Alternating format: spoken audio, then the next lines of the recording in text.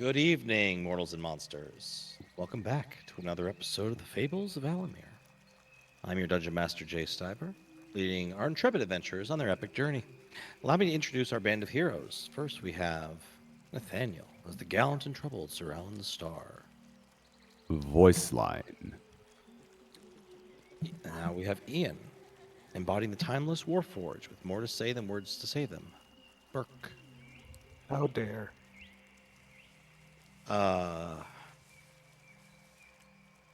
My brain stopped working. Peercy. We have Peercy, channeling the musical and hopeful, albeit confused, like me in this moment. Talon Heartland. Mararin. Wait. He has a new name now. Voice Wait a line. I think.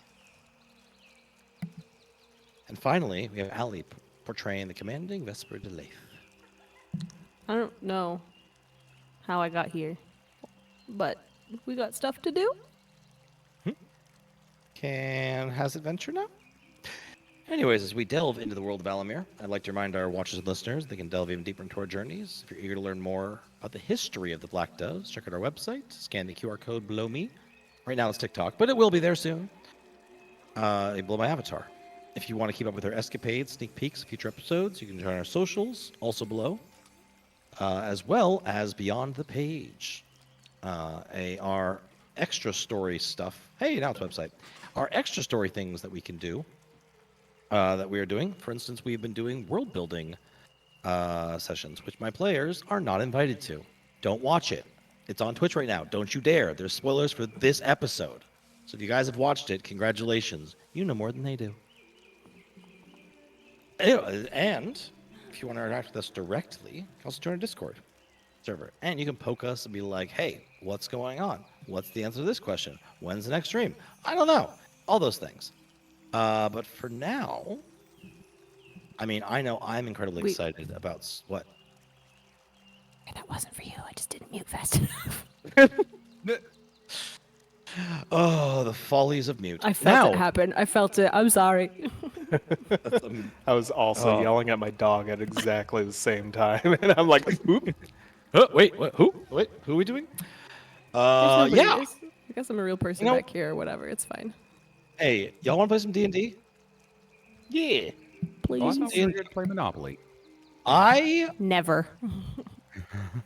You know, Nathaniel, you make a compelling argument. No. All right, let's just boot up Tabletop Simulator. No. I think Ian should be the play dog. Life instead. Ooh. Better, with but the not spinner. good. Better. Life mean- is better than Monopoly. Hell, absolutely. Yes. I'll die on that hill. I mean, that's you will not be alone on that hill. Don't you worry. Hate Fun Monopoly. fact: I speedrun Monopoly in 23 minutes before. Capitalism so- dot game. Fuck that shit. Let's play D&D. There is no economy here. If we think about it too hard, it explodes. It really does, and it makes me mad, and I want to redo it, but I don't have the fucking time for that nonsense. Anyways, what the hell happened last time? Which was only last week. It was only a week ago. I might remember. I know, we might. I know, right? Let's take a stab at this. What happened last time?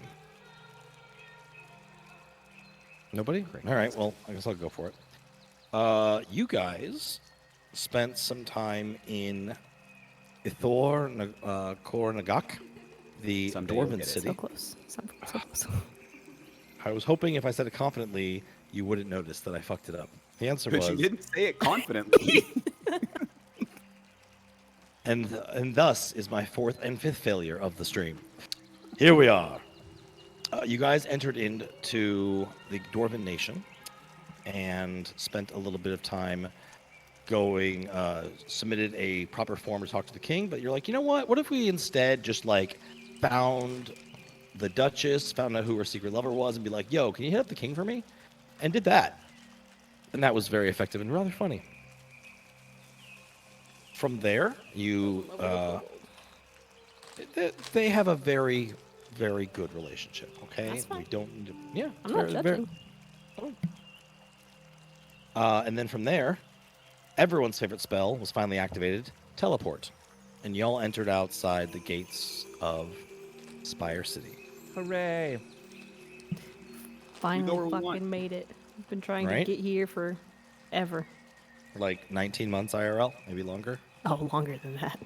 I don't want to talk about it. So, from there, Talon cracks open a IRL prop and reads a note from Datamir to himself for everyone to hear. Out loud. He proceeds to go, "Look, out loud." Yeah, that was probably fine. We There's make no bold state choices. secrets. There's no state secrets in that note. That now everyone knows. I'm Maybe sure if it's they were fine. state secrets, bitch should have said Uh-huh. something. Right. All That's what I'm said. All saying. kinds He of shit at the entry gates to the city. he never Like, you know, an said envelope says open do it not in bend private. on it, right? Like, do not read out loud. Right. I mean, Nothing. Just I- when you open it, I'll know you're here. Okay. yeah, that's what it His said. fault. Just open it. Just open. Okay, definitely his fault. Just Now like you sharing who Sir Star's god was in public Sir was Star your blamed fault. Talon. That's my fault. Oh yeah, 100%. Yeah, that's Talon's fault. Yeah. I'm ready to see like a dead something in Talon's bed tonight. So It's a Talon. someone's it's a dead Talon. It's just a dead Talon in Talon's bed tonight. Not there to beat the assassin to death for you anymore. Oh no. Oh, amazing. Oh, stupid. Okay. Yeah.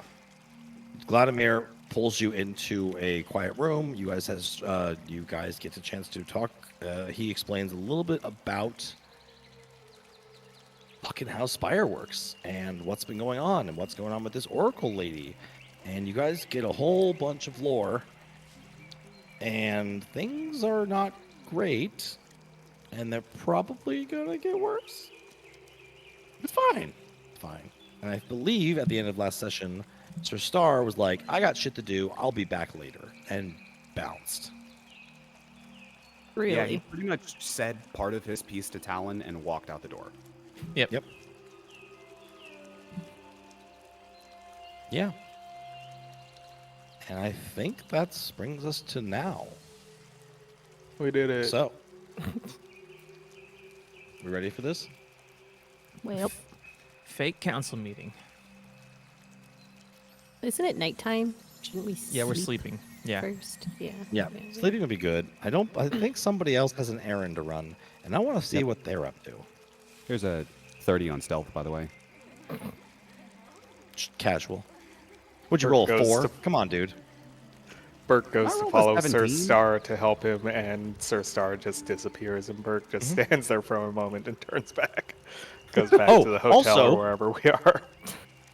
Also, something needs to be mentioned. Allie rolled a fucking 46 last game. Listen, it was only a 45.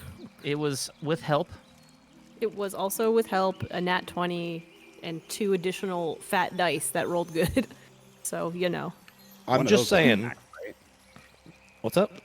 One of those rolled max too, right? They Yeah, needed it was a a Oh, nat yeah. 20, a 10 on the superiority dice, Yeah. and then like a 6 or 7 on the So you rolled a 36 inspiration. plus your 9. Yeah. I'm still like emotionally distraught over the Yeah, fact it's a that you can roll a 45 in this game. It's a fake number, but also like it was on a history check about dwarves, so you know. Turns out she was raised by dwarves. Fuck yeah, I guess. Oh my god. All right, let's get into this because The dice have a story to tell, okay? And they're gonna tell it.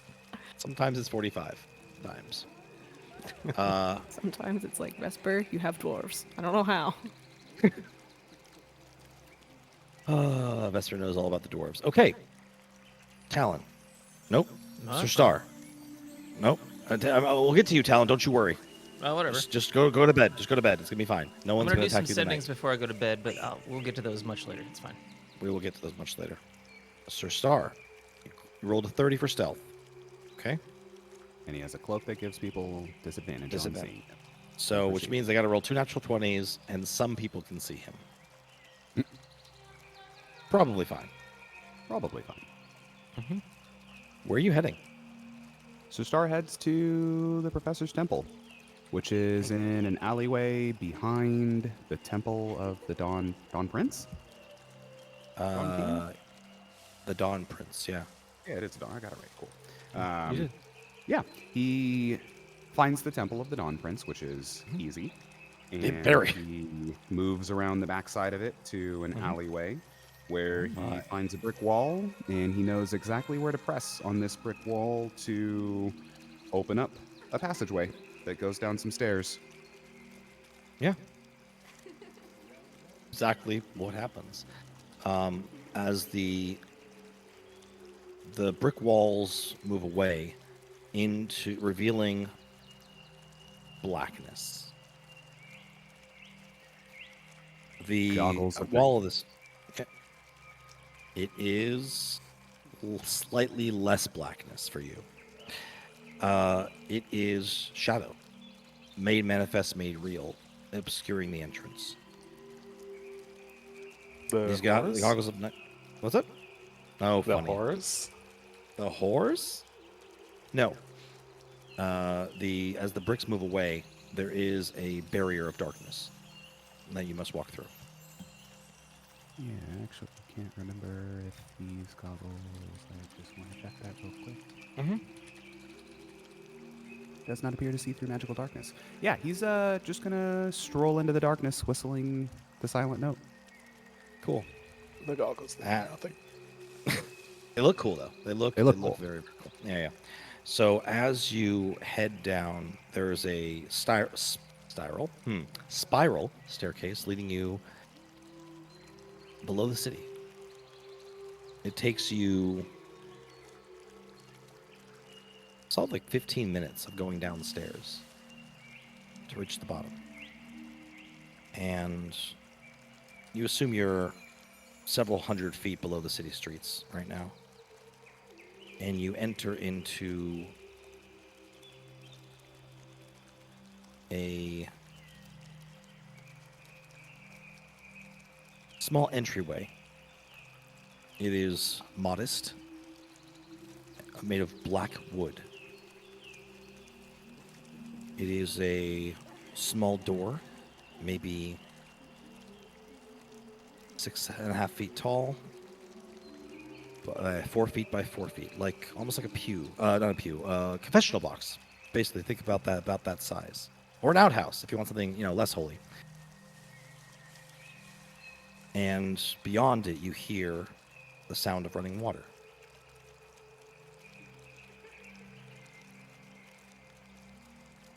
What do you do? So he's been whistling the whole time, and he'll do a gentle knock on the door first. The echoing sound that returns to you sounds vast, far beyond what this small structure seems to be inside. Seems to larger sound than the resonance you would expect from a structure so small. But you do not hear any other reply. Sir Star will touch his holy symbol that is currently in the shape of a double clef, and send a silent prayer of protection to his god, and he will walk through the door. As you enter, you see a series of lockers. Simple, paneled wood. And beyond that, you see a gently flowing body of water. River.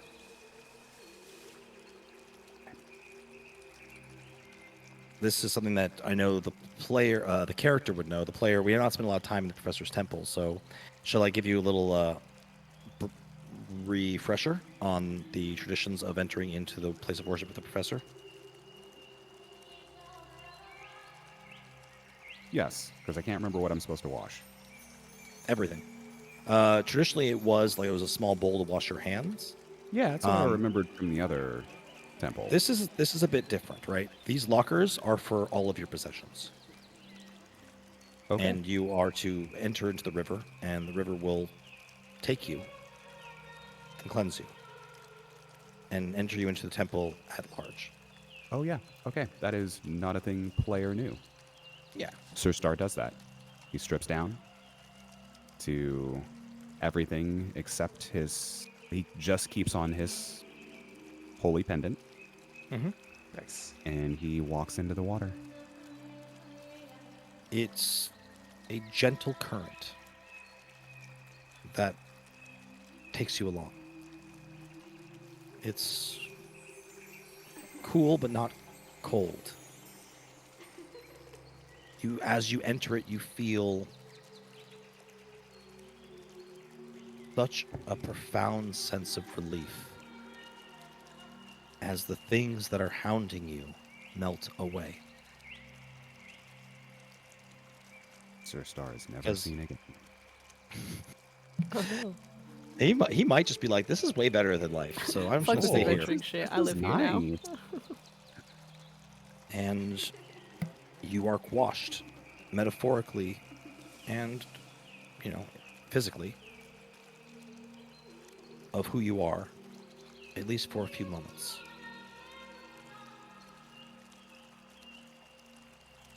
In this water, for this short time, your beard melts away. Yeah. Like it sloughs off. Yeah, it dissolves like it was never there. Does the hair on his head or anywhere else dissolve? Just his beard. Cool. And it doesn't grow back? Not in this moment. Uh-huh. Your most identifying feature of yourself is gone. You take a lazy path along this river as you float there in peace and bliss. He's not going to be able to stop And- touching his face. That is allowed. And it takes about 5 minutes. And the river he deposits you on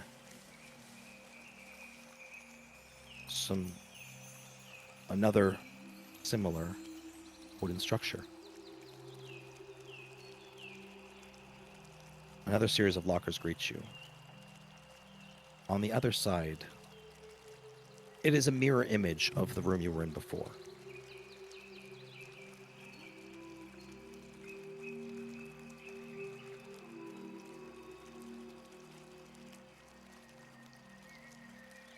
What does he do? Yeah, he's going to get out and go to the locker where he put his stuff in. Or, the mirrored locker Mm-hmm. to see if it's there.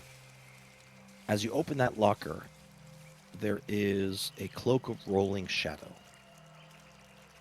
Your personal possessions are gone. This is probably not the same place. But a cloak in the most literal sense you have ever experienced. As you pick it up, you can no longer distinguish your hand. As you put it on, the space you take up is inexact. If someone were to see you now, they cannot tell if you're tall, short, male, female. Your face, your skin, your height, your very voice is obscured. In this place, there are no known quantities. You are here under the professor's gift and grace. And the maestro cares for secrets and the anonymity of those who worship him. After you put on the cloak, you see a door that opens into a grand amphitheater.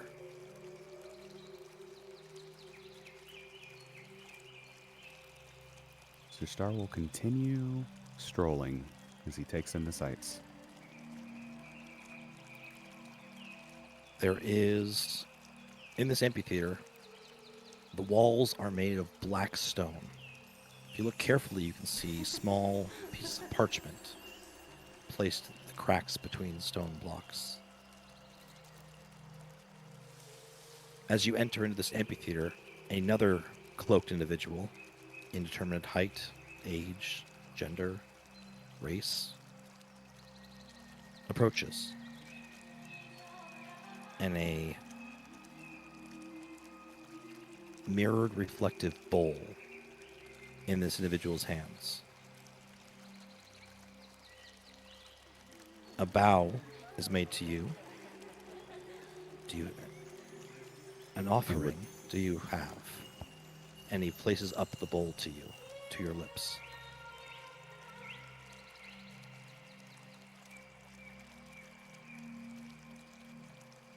What did you say was in the bowl? It is empty. Got it. Sir Star would offer a secret to the bowl. And which one?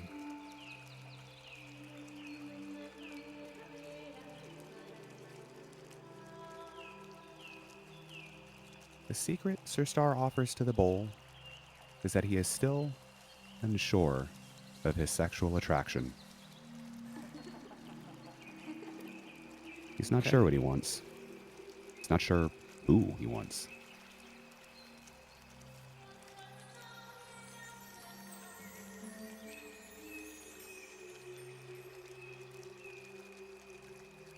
As you whisper this secret into the bowl, no sound escapes it. The bowl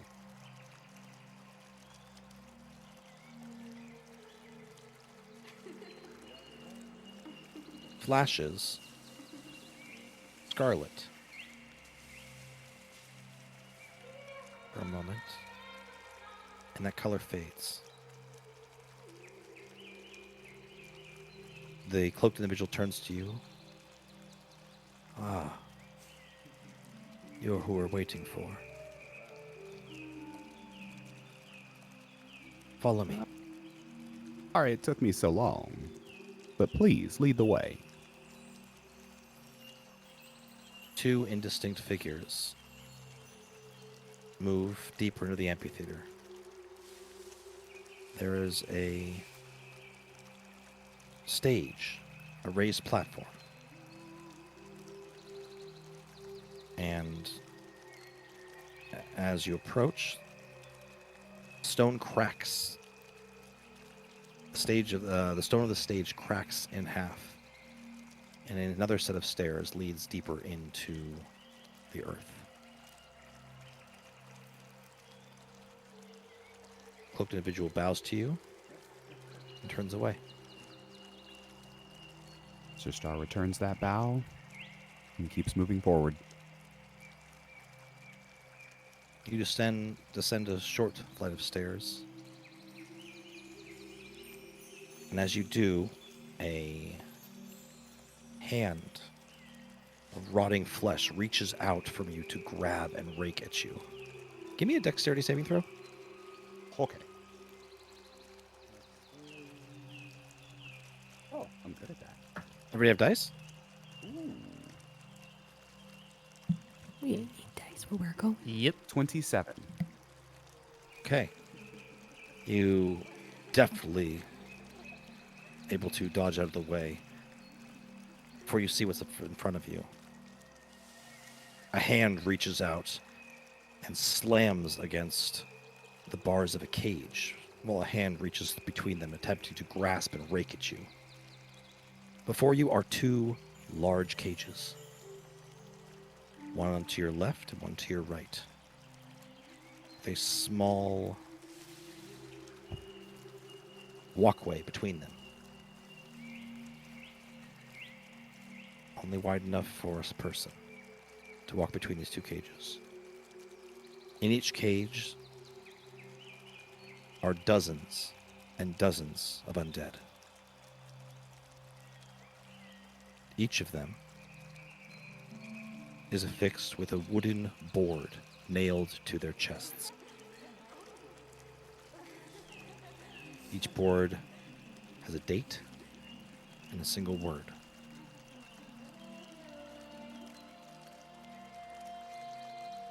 The word you see most often is thief.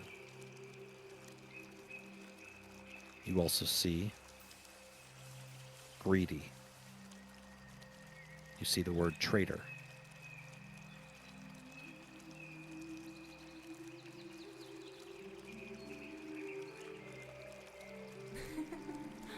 And beyond this walkway of grasping dead arms, you see a firelit room that resonates and hums with music.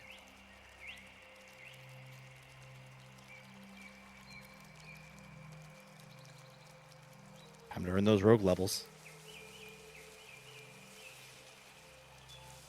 Yep. Sorry, I just found a bunch of ants behind me. All good, all good.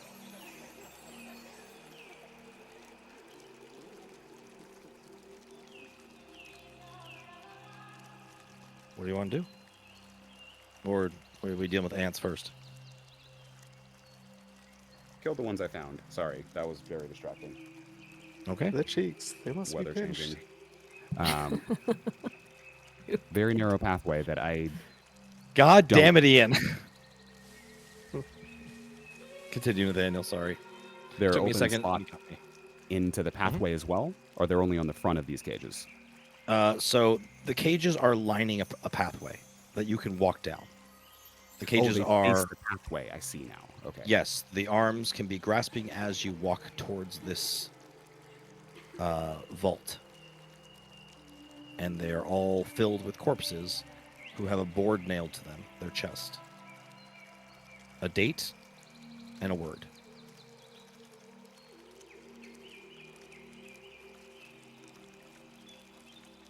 Does it appear that Sir Star will try to stealth? Okay.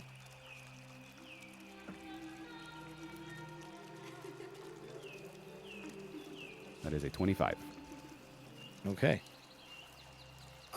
You are assisted by the fact that you are, by definition, in this place wearing these clothing indistinct. These zombies are grasping and reaching, but it does not appear that it's necessarily towards you as much as anywhere. They seem to be unaware of your presence. So Star is not even rushing through this.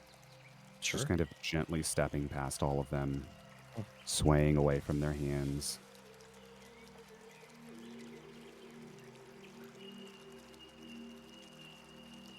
You pass by probably close to 100 of the undead. Each of them serving a sentence for their former occupants' crimes.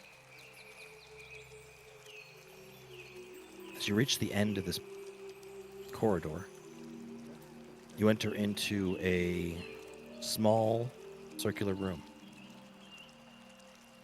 Sconces of torchlight ring this room, each of them a different musical note, and their reflected light dances upon the walls in a symphony of silent music. But no, it's not silent. You can, as you watch the notes dance and change on the walls, you can hear them. In your head, yes, but you hear that music.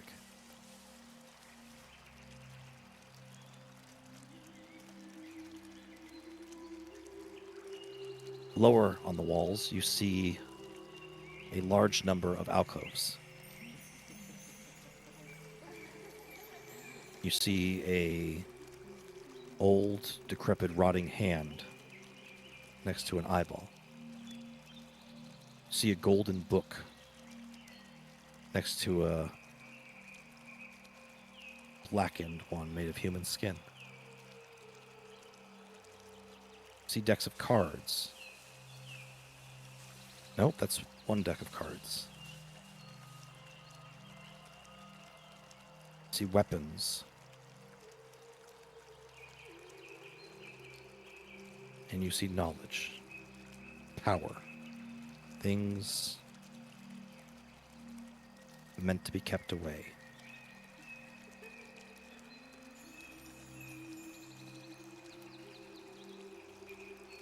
What do you do? Is there any doorways? Just the one you came in from.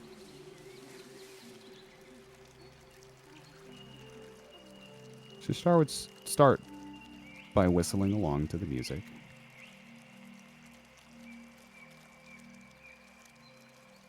And he would take a look around to make sure there isn't a hidden door. You hear a melody answering your harmony. I may have said that wrong. I don't know if I did. I don't know enough about music theory to correct you. Okay, good, good. We're all in the same boat here. That was good. Cool. Thank you.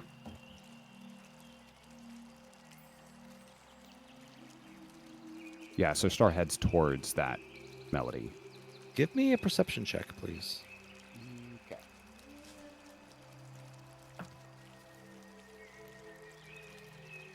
That's a 21. Excellent. As you look around this room, it's so hard to pinpoint sound because the acoustics in here are incredible. It sounds like all of the noise that you can hear, some of it's in your head, some of it's clearly from around you, it's coming from everywhere. So trying to pinpoint it by your ears is next to impossible. What you do notice is that while the musical score upon the walls are dancing and changing, one note does not move or change. There's a double clef upon the wall that stays. A shadow from a double clef sconce.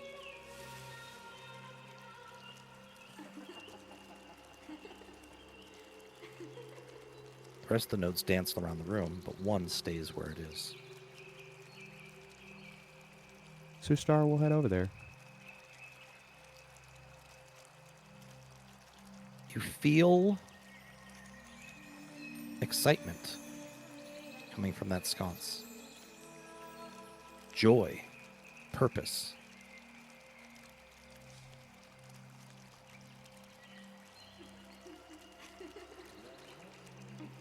It does not move as you approach.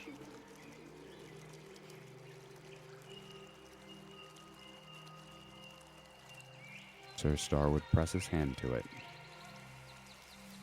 You feel a warmth, not of the fire behind it, but of an embrace, of belonging, of comfort, of acceptance, of purpose. And you hear in your mind a sigh.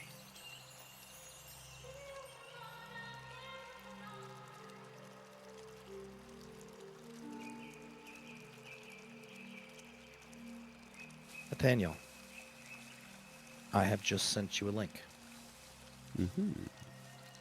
Please add melody to your character sheet. Ooh.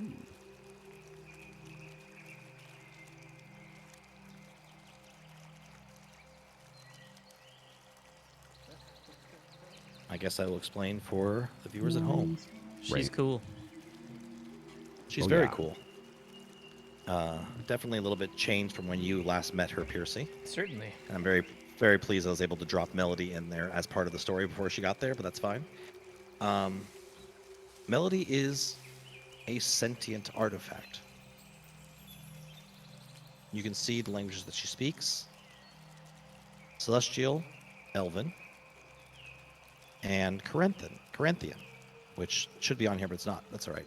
Corinthic? Which is not a language. Corinthic, yes. Which is not a language of It's like, Alaemyr. isn't that a book of the Bible? Hold on. That's Corinthians. Corinthians? Yep. Corinthic. Corinthic. Excuse me. Corinthic. It's actually a language from another world, where she was first born.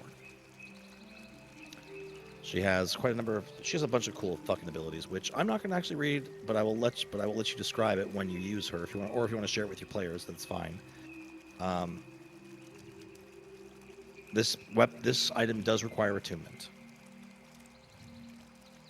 and I think you have a list of all the cool things that she does. Oh, yeah. I see that. Thank you, thank you. You're welcome. Thing of note. Side note, As- Allie, can you add this to my character sheet? Yeah, I got some stuff to add. Oh, put it thank on you. the You're list. wonderful. Yep. Thank you.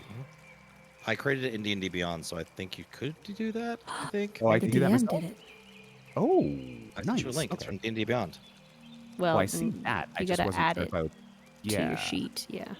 Okay. Well, we'll figure out how to tech work later. But Yeah.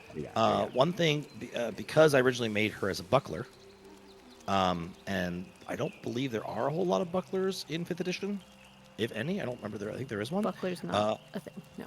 Correct. So this does not take up a body slot. It's worn on your arm as a music, like if you tap her, she will play music as if she's a steel drum. She's also a working instrument. You can deflect blows, and she does all the things you see before you. So Star would put that on, immediately start attuning, and use his new skills in percussion to drum out the silent note. It doesn't make a sound, but it feels so right. Nice.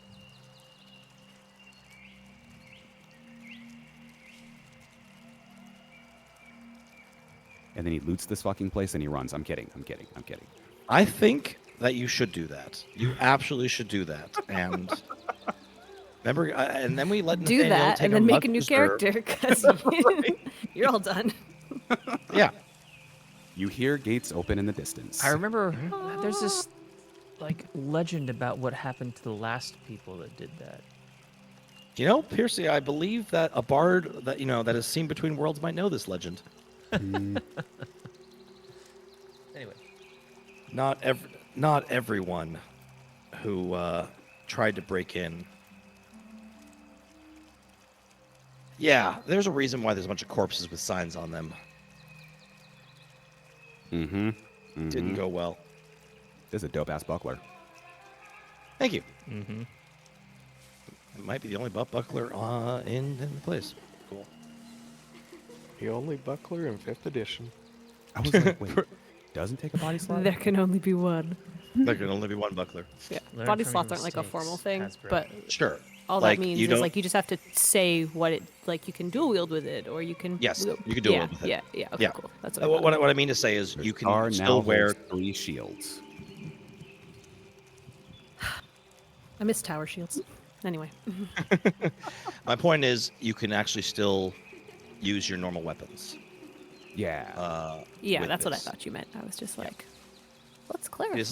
It's something that is affixed to you. It's just a musical instrument that has a personality. It's fine. She'll talk to you when she's ready. she's already She has singing to you. opinions. That's even better. She's already what? Singing to you. That's even better. Yep. And she's probably not crazy anymore. Probably not. It's Spoilers. We'll It's see. fine. It's fine. She's had rough. Okay, you know what? Her dads have. Hey, have hey, things. spoilers. We don't know this. Shh. Okay, fine. Moving on. All right. Let's her start Nathaniel. develop a relationship with the shield. Who is sentient. Nathaniel, what do you do next? Sir Star takes a moment to drum out the silent note, and then sends a prayer up to his. And then sends a prayer up to the professor with a simple "Thank you. I don't see the other artifacts that I might need, but surely you'll show me the way when I need to." You And with that, hear we s- a happy okay. humming from your buckler. I am glad to have you by my side. I will need all the help I can get. It grows warm on your arm. Not painfully so, just warm. And with that, he starts. There's no doors that have appeared at this point, right? No? Back the way you came? Yep, back the way he goes. Back the way he went. Mm-hmm. Back the way he came. Back outside. There she goes. The undead. More backlier. Yeah. The undead offer you no resistance as you extricate yourself from the vault. You enter back into the amphitheater. The stage reseals behind you. You do see some individuals in cloaks similar to yours, writing on scraps of parchment and placing them within the cracks in the wall. The path home for you is open if you would like to leave. He goes and checks out the wall. Doesn't touch anything, but he would ask one of the individuals, would this be a repository of secrets you've built into these walls here? As he looks up and around. You hear kind of an indistinct voice. My request for aid. My secrets are my payment. Hoped that Professor will deem my request worthy. He places a slip of parchment between a crack. If you look more closely, there are hundreds and hundreds of slips of such parchment. Job board.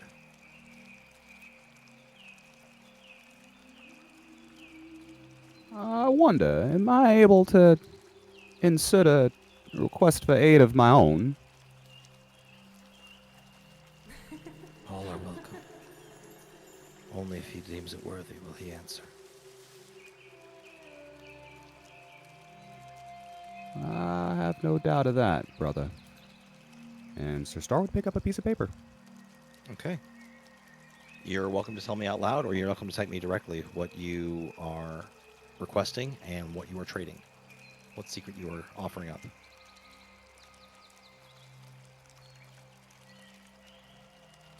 That will be between Sir Star and his god. All right. But I will send that to you later. Cool. Perfect. You take advantage of one of the more clandestine parts of your order and submit a request. Both to the Silent Note, the mortal men and women who see about the daily works of the professor's jobs, or the professor's spy network, and to the deity himself.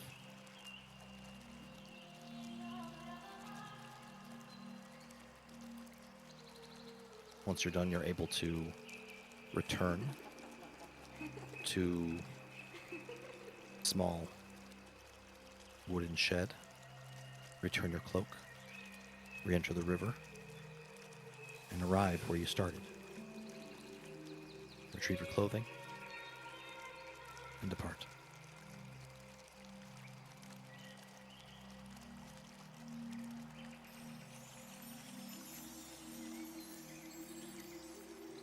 You will once back out into Spyre, stealth, and work his way back to Give me that roll just for fun. where he's sleeping for tonight. 24. Nice.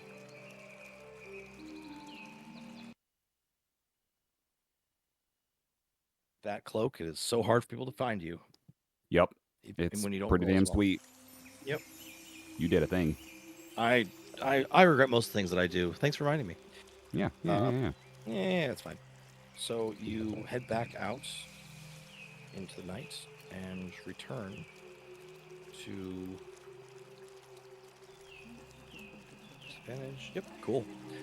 And return to the inn that the players were at, which his name I wrote down somewhere. Vesper went to the temple. I think Burke also went there to sleep. Ah, The that's right. Citadel, if that's not the temple, I assume that is what it was. They're attached. They're attached. yeah. The temple's in the Citadel. Citadel's kind of like the larger. It's got more functions than just prayer. But Right. yes. So Then in that case, Sir Star would head to the temple. okay, cool. the It's just dungeons. next door. Right. It's just next door. Yep. Ironically, you might actually beat some of them there. Probably not. You spend much time in the professor's temple. Yeah. It's like, how? We all went at the same time, and then you slipped away. Yeah. Or we went shortly after you, rather. Right. Shortly after. Okay. So Yeah. It's funny, stealthy you time walk can't out the find door him. shortly after, and you're like, wait, wasn't Sir Star just here? Yeah. He said he was. Wait. If he does this again, my God. And you find a letter. Oh no. Didn't you come back with some fancy magical artifact last time too? Wait a minute. God. Wait a minute. The answer is always let Sir Star go. Fine, he either comes Aw. back or we never know what happened to him. He always comes back with something badass as hell. Those are the choices. Okay. So, Talon, did you also go to the Citadel?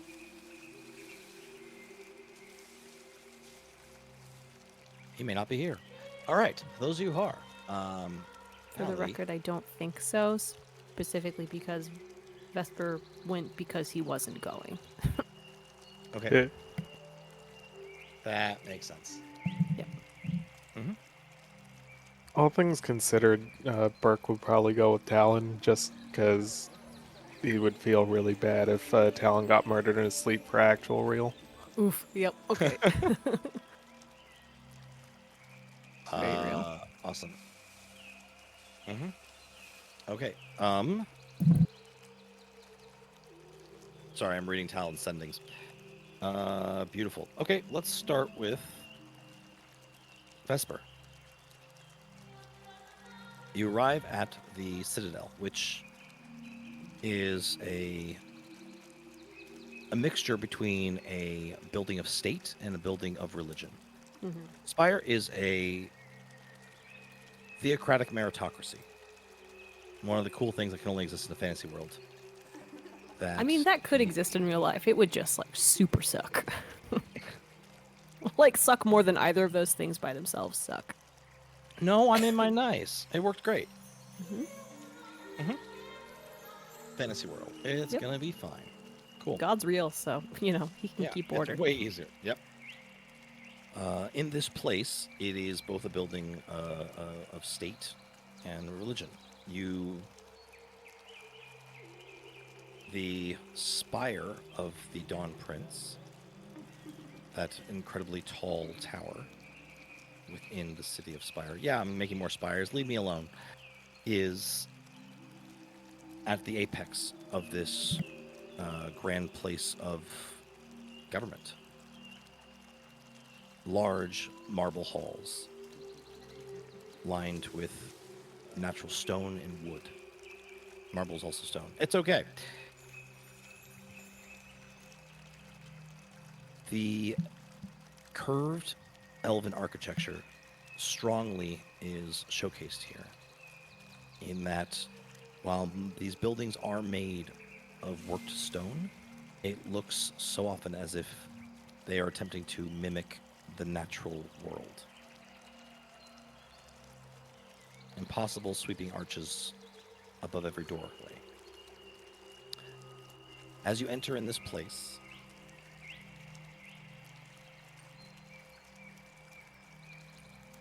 give me a insight roll, please. Insight. You have that, right? Yeah. I do Okay. have insight. I'm also going to use the maneuver. Yep. Tactical assessment. It's quite tactical. Burke would approve. He would. Okay. That is a total of 15 on those 2 dice plus 7, 22. 15 on those 2 dice? Oh, Yes, because I combined had a is- superiority die. I'm sorry, I So- thought you rolled 15 on 2 different dice, and I was very confused. No, well, yes, but only after adding them together. That makes way more sense. Cool. Sorry, what was the total? 22. Okay, as you're looking around in this place, people... It's getting to be rather late. Call it 10, 11 o'clock in the evening.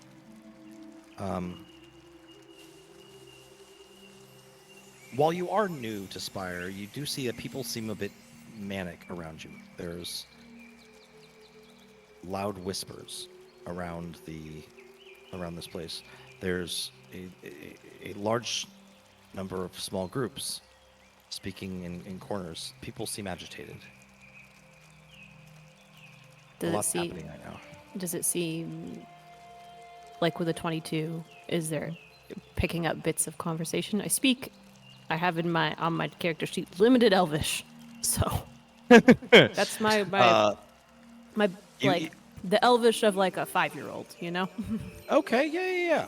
Enough to understand most of what's going Sure, on, but sure, like sure. complex grammar might elude me. Yeah. I mean, so you know some more common nouns, but not a whole lot of the like maybe some proper nouns. Hearing it in context is really different than learning your vocabulary and how to conjugate. Turns out. Certainly. Yeah. The word you hear is so you as you're listening, you do hear lies, missing, and certainty. Those are the words that you can get from your limited Elvish. Okay. So it definitely sounds like it's in response. Like people are, like holy fucking shit, a bomb just got dropped, on the news Yep. feed. Okay. Yep, that's what you gather. Okay. For a second, I thought you were like, they're reacting to you that way, and I was like, I'm not that cool, right? But Oh no, that the makes more secret sense. human's here. Run! Not secret this time. That's nice. Okay, I'm just gonna let people be peoplin'. Okay. And like I said, I've got my little badge of office out, and I'm not trying to like be sneaky about it, but I'm also like I'm gonna go find my room and go to bed because it's getting late, you know. Okay. And you guys are elves, so you don't sleep as much, so it makes sense that you're still up and about. Yep. You are able to find a bursar. Probably it's what he does. I don't know. There seems to be a big ledger. There's numbers. You're good with numbers. In fact, you're taking a Listen, course on this. You know it's what? This is easy part. This is to part of your course. identify the people who are like doing their jobs here versus the people who are like just here, right? Yeah. You know, Or you can or find not. an employee. In their office. Yeah. Yeah, exactly. It's not that He's hard. behind a desk. There's a big thing. There's a big book of numbers. He's using an abacus. Like clearly, this is one of your people. Yeah. And he looks up and he says to you in Elvish something. Greetings. You think? I mean, I know Elvish still, Right. like limited Elvish. I can understand when somebody says hello to me. Yeah. he Like- says hello to you. Yeah, I'm not stupid in Elvish. No. You don't get the specifics, but you get like he's saying hello. You know that like a 5-year-old talks in full sentences, right? Like, Yeah. Okay. Speak. Does Hey, he look, say it's not something Dwarvish, incredibly okay? complicated as a greeting, like actually? Because that tells me something about him. He says a greeting and then he gives you a question. He's probably asking what you want. But it's all in slang. Like, yo, Yeah, I was gonna what's say, is this like up? Vesper is realizing in this moment that she learned like Forest Elvish and this is High Elvish, and she's like, oh no. Oh no, I didn't. I learned Parisian French and I'm in Quebec. This is scary. What do I do? Because Oh, that's what God, happened to me in real life. Why do you do that, Vermonters? Why? Anyway, Why could this be Dwarvish? I don't know Dwarvish. That's the fucking funny part. On Maybe a I should. 45, on a Yeah. 45, you do now. Great.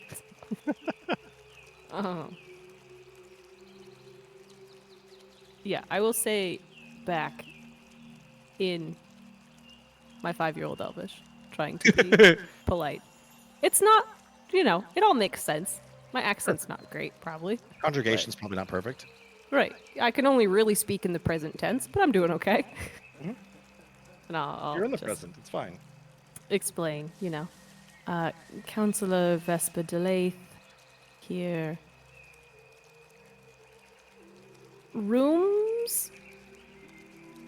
Because of Counselor Lord Mirarin. He kind of raises an eyebrow at you, and She like pushes her hair behind her ears and says sorry in common. all right. You were promised rooms.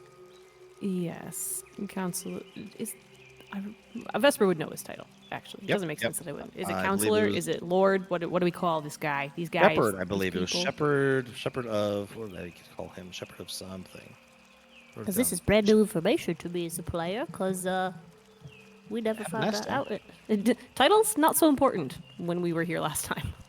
Yeah. He mentioned shepherd of. God damn it! I said it and I didn't write it down, and I have to go through my notes. But it's not; those aren't up, so it's fine. He's It shepherd doesn't of matter. something. Do I call him Shepherd? Like, Yeah, okay. yeah, you do. Shepherd That's of why she's Fairy. awkward. She's like, I don't know that word in Elvish.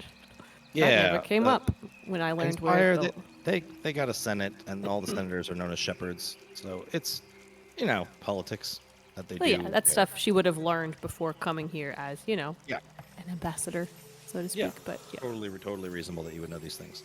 Yeah. So yeah, it'd probably be shepherd, would be kind of like senator, the equivalent of, right? Yeah, So Shepherd Mararin would be probably the way to formally address him, rather than saying like Okay. his specific like Shepherd of Vermont or Shepherd of New Hampshire. Well, yes, but Yep. Yeah. So he will kind of nod to you, and he will close the book, open up a drawer, place it in there, and he says to you in, impeccable common, "Follow me." And he will take you up a very large number of stairs, and you'll have access to a place to spend the night. A couple of rooms, place to wash, place to sleep. cool. I don't think I do anything particularly interesting. Okay. I spend more time copying the spell that I can't cast. Perfect. Okay. Vesper to bed? I do need my beauty sleep. Okay. Let's check in with Burke and Talon then. Talon, you with us? Also, yeah. Okay, cool. Also sleep. I realized I had my mute on earlier, then I didn't know that until I looked over and was like, crap, you heard nothing that I said about No, that's why I'm sleeping ignoring you. That's why I'm talking in the- over you, because I don't Yeah. respect you. sleeping in the nice place because it was offered. Yeah. But just going to bed So- right now. Well, the two Okay. things before going to bed. Yep. You sent a couple of sendings. Do you want to share that with the group, or is that just for Yeah. me? Go ahead.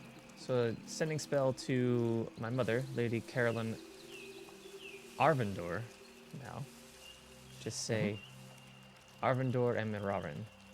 My father elucidated me. I love you. He still loves you. Do they read your mind often? Am I known in Nocturna? It's the first one. Do you want? I guess I'll give you the reply now.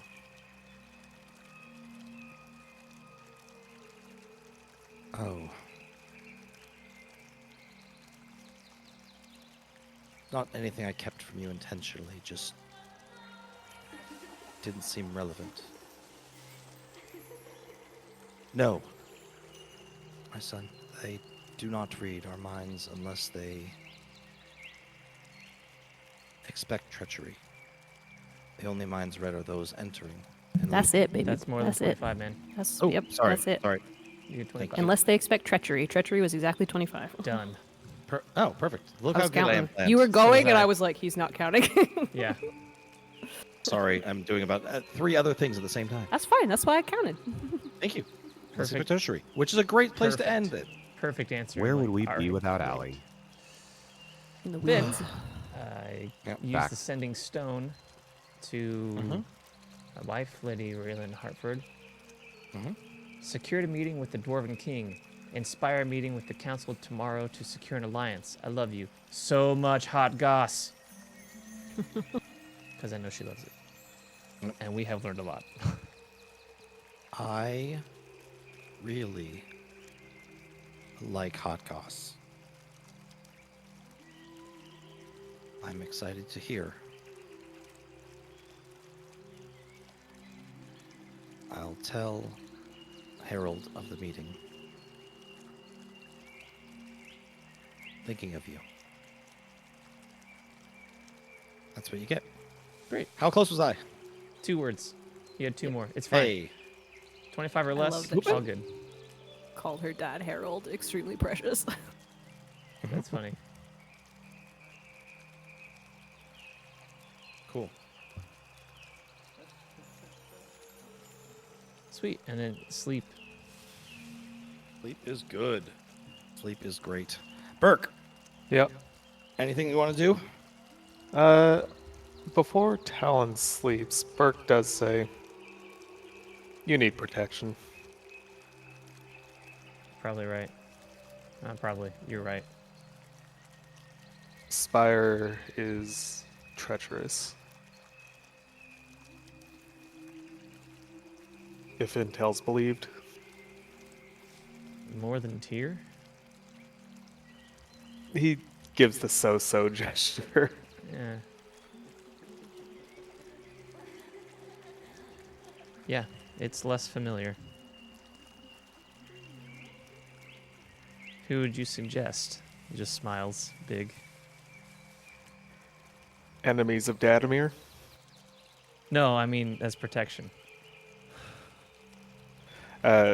Burke sticks a thumb into his chest and then goes like completely still with his thumb in his chest. I'm picturing in his chest, not like pointing at himself, but like He penetrates himself. He has not penetrated himself in front of Talon. Okay. Thank you very much. Hey, I don't know. Giggity. Giggity. Only by himself. Private time. Gosh. Talon just smiles like, thank you, my friend. And I will defer to your tactical decisions. He gives a small bow. There's no need for that, man. But I You're a appreciate- prince. Yeah. Sound more excited. Mm.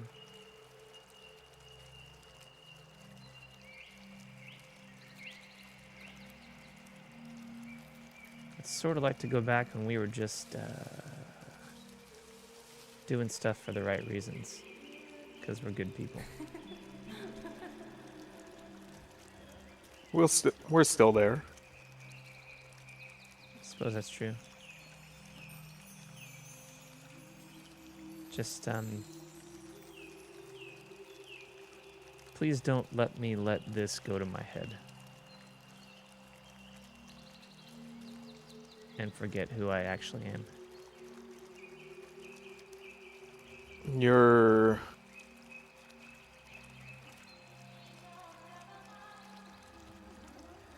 how do I do this in 3 words? Hold on 1 second. Oh, big thoughts, big thoughts. Hold on. Big thoughts. Big thoughts, little small words. sentences. Mhm.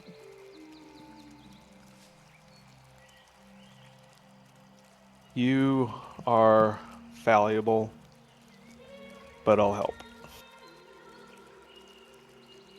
Thanks. He nods and goes and stands by the door for him. I'm literally nothing without my friends. A friendship is magic. It is. Do you remember when we were like totally in school together and learning the spell? Like I don't know, what was it? Wasn't chimera? It was like gargoyles or something attacked the school and we had to defend them. Burke And fakes a snore. that. Just not gonna talk about it. Oh, Honk shoe. okay. Funny. That's really, really funny. Good night, Burke. Another fake snore. And goes to sleep. There's Star. What do you do? Yes. What you doing? You would go find a you go? bed. Okay. You going to find one in the Citadel, or are you going to head to the tavern that you were given? No, he headed back to the Citadel. Citadel. That's Citadel. right, Bubble. that's right. Citadel. Bubble. Bubble. Bubble. Just pass out right next to the hand cages. It'll be fine. It's gonna be fine. Yeah, it'll be fine. Yeah. Just the sleep hand- in that nice river, man. It's like, oh, so good. I really was thinking about how I could make that work, and I'm like, I don't think it works. Let me just get No. out of here. Yeah. I mean, it would be really rude for anybody else trying to get in or out. Because I feel like no one can enter it once someone's already in it. It's kind of like the rule. And so there'd just be like a long line waiting for someone to get out, which I think would be very funny. There's so many followers of the professor. Still, though, for however many hours you sleep, because you know there's at least one other guy inside, There's right? one pissed off guy who I can't am get the out. champion, and they can all wait. Need my beauty rest. What are you bitches doing? and my new friend are gonna sleep in this river. Leave me Do alone. any of them have a direct line to the professor? Probably not. Probably not. Yeah, no, he heads back to the Citadel. Cool. Finds a space there. Yep. All right, cool. You get a room across the way from Vespers, and you guys are able to pass the hell out. You get a long rest, and I actually thought of something that I should do instead of Yeah. Sleep. Yeah. I'm gonna with illusory script, so it can only be read by its recipient's eyes. I'm gonna write a letter to the King of Tyr. My good man, whose name I Ooh, definitely spicy. remember. King Nice. Cadden the Cadden, yeah. fifth, I believe. He's the fifth. He's either the third or the fifth. I think he's Yeah. the fifth. Anyway, I think he's the fifth, but like now I'm doubting myself. doesn't matter. Cadden. Cadden. Cadden. Which number? I don't know. One of them. Some number. Cadden the fifth is the fifth. Oh, yeah, yeah. And it's nothing fancy. Just, hey, we made it. Got some magic under our belts that'll make getting around a little bit easier. So that's nice. Let me know if there's anything you need, you think of. And she'll end it with just a little, thinking of you.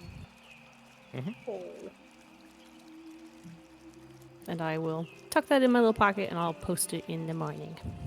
Cool. Perfect. I like that a lot.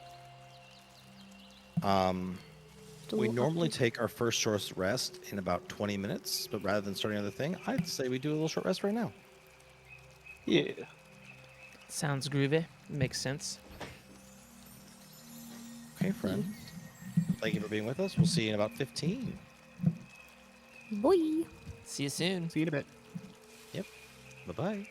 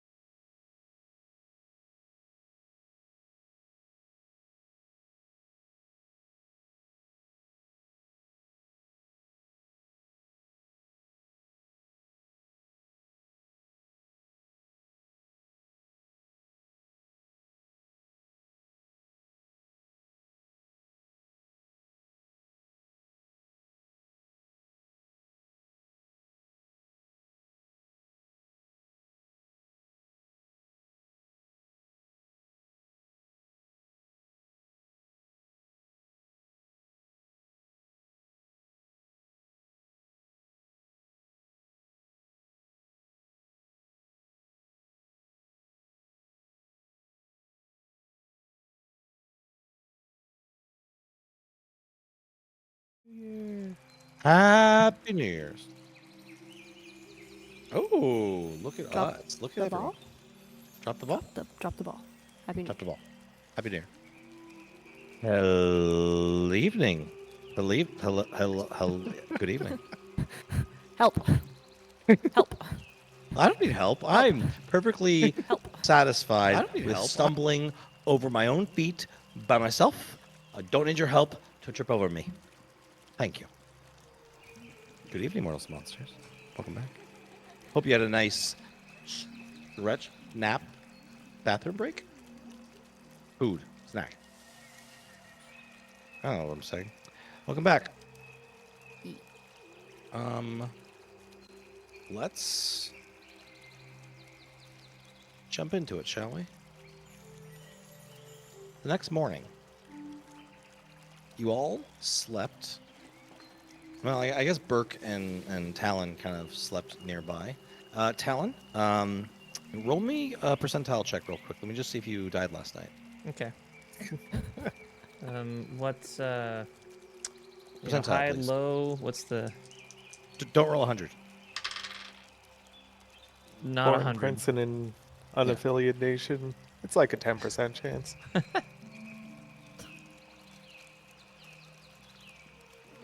It was not a 100. Perfect. All right. Yeah, everything's fine. You woke up I the next mean, morning. you're Everything's great. rolling. The assassin needs time to prepare. He's not going to get you on the first night. Yeah. This was definitely for Talon. Yeah, you guys wake up next morning. Birds are chirping. It's chilly. Oh my God, the air it bites. Like, it's sharp. Those cold, crisp morning breaths in the morning.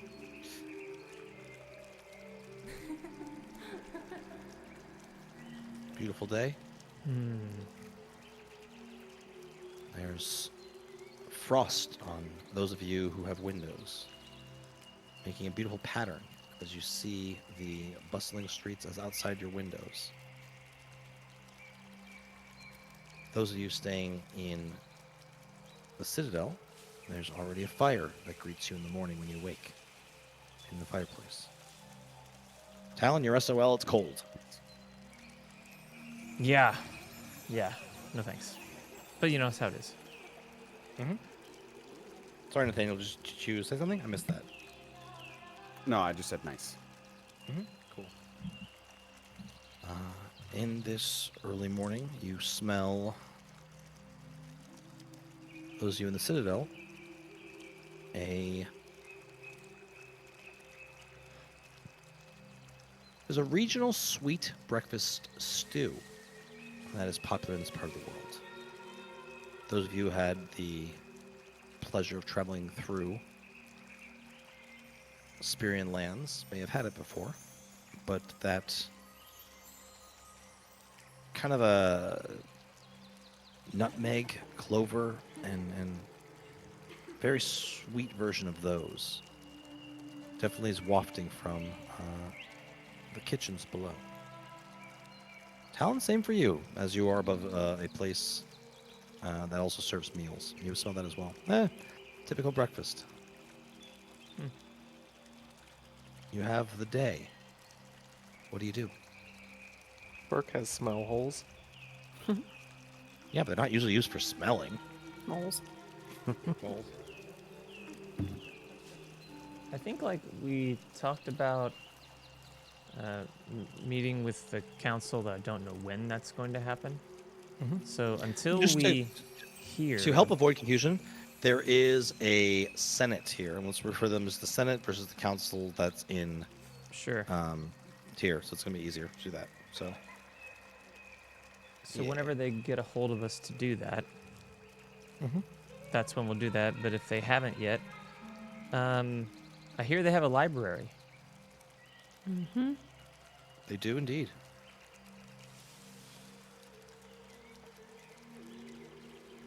Might be Off to helpful. the library. Yeah.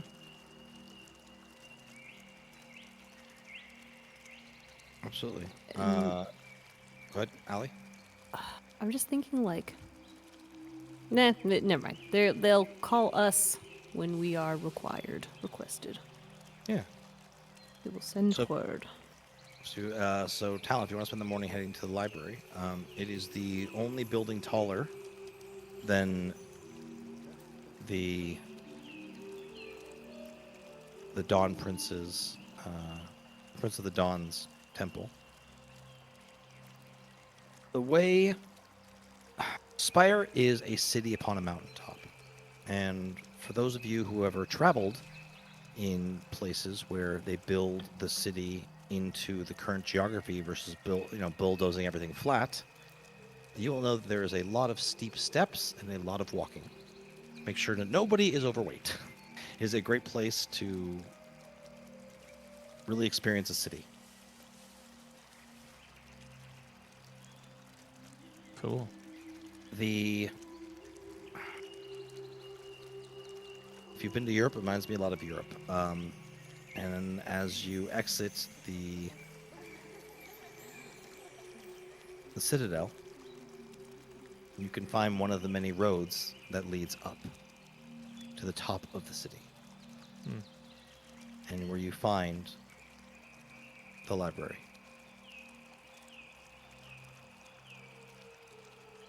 Talon, give me an insight roll.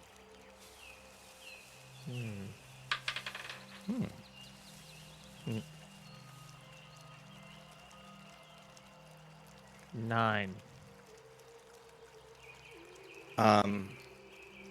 As you look around, one thing you do notice is you are the only half-elf you see. That's insight. I'll give that to you for insight. What I was going to give you is that you No, don't don't. get that. I'm giving you something else. Yeah. Cool. Yep. So as you Yeah. look around at a bunch of people, and you are getting some looks. Sure. It's not surprising. No, Got looks it's- last time I was here. It's not outright hostility, but it is certainly not welcoming. Well, it is what it is. Can't change it. You cannot, at least not today.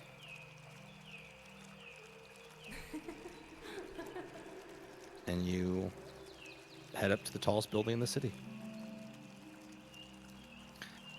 You arrive a few minutes later. It's not a long trek, but you're certainly out of breath between the altitude and the steep hike. And you behold, while this is the tallest building in Spyre, it also appears to be the oldest. There are no stone. This structure is made of wood. A wood that does not look to be native here.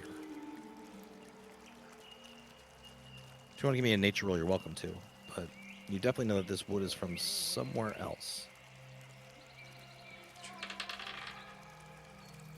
21. Yeah, that'll get you some goodness. What you're seeing is a wood with veins of almost like mercury running through it. Maybe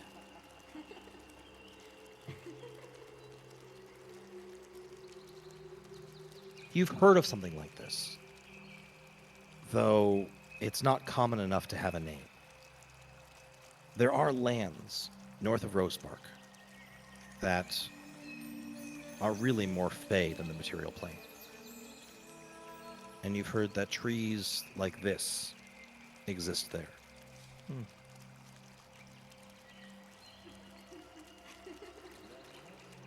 I do have a question. Yes. Was I the only person going here after breakfast? I don't know. Burke would have tagged along. I'm not sure that we've had any other instructions to meet up after last night. No, I have one thing I want to do before I go, but I am gonna go to the library. Okay. So meet there a little bit later. Yeah. Cool. So I mean, I don't intend to meet my party members there necessarily. Yeah. But Certainly. I am going to the You're same like- place that you guys happen to be. Because I asked about it yesterday. Yeah, makes sense. Truth. It's a city with a lot of ancient knowledge.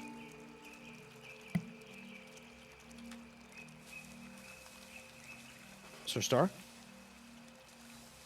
Do you have plans this morning? Can I look for things in the library? Sure. Oh, Nathaniel, you're muted if you're trying to talk. Oh, good. Yeah, do your thing. Okay, so yeah, you head into this beautiful old building. Simple, really. It seems to be simple wooden boards of beautiful wood, certainly, and a tall spiral tower within it. Books line every wall and every shelf. What are you looking for? Magic. You'll have to be more specific, lad. What kind of magic are you looking for? Spells. A place to find looking- spells. If it is a library where one can look at and learn spells, potentially. I have a ritual book. Ah, I'd like to put things in it. ah. Oh, okay. So you're looking for, like wizards' books?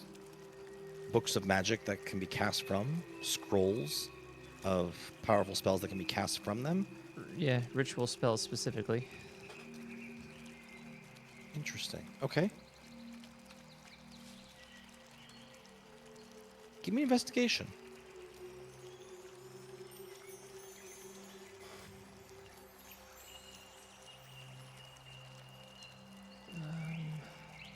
As you enter, there's a dozen elves that move to and fro from this place. Well, does a 14 don't see- passive work? Sure, you can use your passive. There's doesn't appear to be there are any librarians here, or anybody really manning this place. It appears it's just open to the public, and You should have more librarians if your library's open to the public. Yeah. Sorry. that's probably Librarian true. speaking here.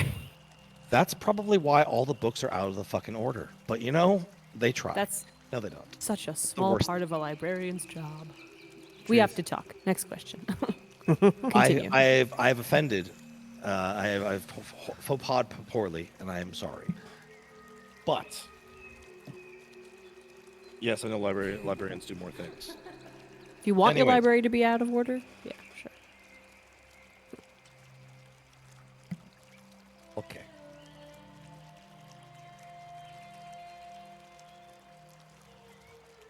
So you enter into this grand building that is a ancient piece of Spyrian history.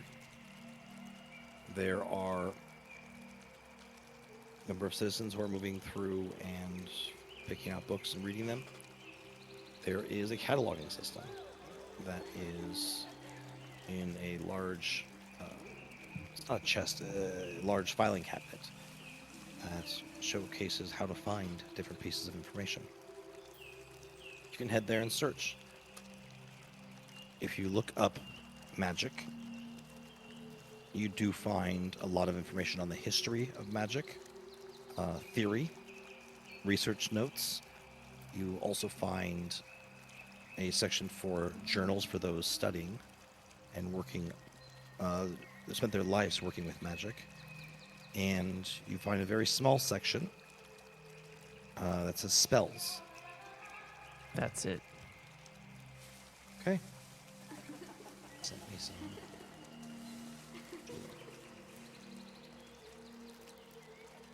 Somewhere else. So as you go through the section of spells, you are able to find a number of wizard spell books that have been retired here. You see on an inscription of one, upon my death, I donate my my spell book to the library. No fancy name, just the library. Descriptions of elven wizards long dead are placed here. What spells are you looking for? Ritual spells specifically. Alarm, augury, divination, commune with city, contact other plane, Rory's telepathic bond. First, second, fourth, fifth, fifth, fifth. Don't expect to find them all, but those types of things I'm looking for. Sure. Why don't you give me another percentile roll? Sure. Do I have an understanding of if I want high, low, or whatever? Let's does it go. matter? High is good. High good. I give you more 95? options. So that's very good. It did well for me this time.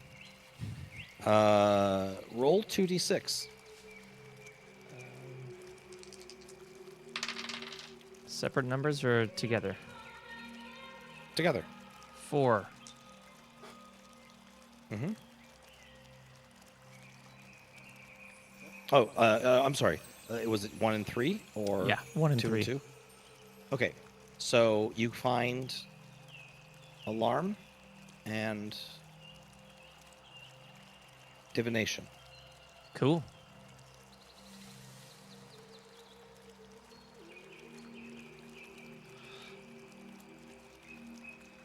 And those spells in this place.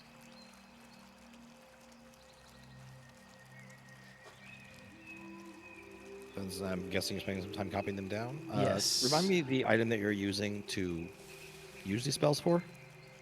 I am a ritual caster as a feat. Ah, right. I chose So you're wizard, learning how- so any ritual wizard spell I can copy into the book, given time and whatever how much of it costs, Right. which I don't know never if it has a remember. cost for you. I think it's just time, but I'd have to double check the feat. Let me look. I've got it right here. Very cool feat. Magical spell scroll was a spell book. You might be able to add it to your ritual book. The spell must be on the list. Yep. For the class you choose, a spell's level can be no higher than your level rounded up, which it's not. And it must have the ritual tag, which it does. The process of copying the spell in your ritual book takes 2 hours per level of the spell and 50 gold per level. Okay. Oh, so that's the Right. same as wizard copying. So okay. 250 gold and 10 hours. Cool. That's what Talon's doing then. All right, This- that's this his day. Yeah. Okay. Allie. You said I had just something to gotta do in the morning? say, for anybody watching, I'm in a references services course in my grad program Nice. for library information science, Nice. and I'm dying. But we move on. I Do work you in a want to run library. this scene? I You can run understand. this scene. No, it's I'm gonna fine. go get some cocoa. And you and I I are did going a to have good. a great conversation about how I they're did- accomplishing the jobs of librarians with magic later. That's all. I'm gonna Unseen good. servants are best. I did so good with my church, and and the library needs some help, and we're I gonna hear, learn talk stuff to soon. me. Okay. I'm a professional. I know. We'll talk soon. It's just funny also that like sorry, this is professional Allie coming out for a second here. That so much of librarianship is about talking to people and figuring out what they need. And so my librarian side in this game, in this moment, is going, I have to talk to Jay and figure out what he needs to run this library correctly. Because there is a need, I have identified it as a librarian, and now my compulsion is to meet it Okay. Well, we are meeting on Friday. sometime. You and I. Yes. We're going to have a great time. And before we get to Lord of the Rings watching, we are going to discuss library and how do I. We got to library talk about better. library first, because then I'm going to cry about Theoden for a while. It's going to be great. Okay. Yeah. All right. That's gonna be great. Anyway, Cool. Vesper All right. is Vesper. doing almost, well, not almost the same thing. Kind of the same thing, but she's coming at it from a different angle, which is All right, kind let's of hear it. funny. So I drop off my letter, however that needs to happen to get it sent out. I assume Yeah. that even if Spyre is closed, they must have outgoing mail.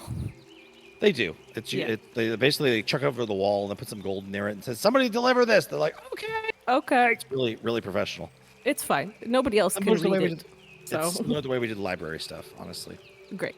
I'm not a postmaster, so I have no beef with this. Oh, I'm just making fun of myself. All right. It's fine.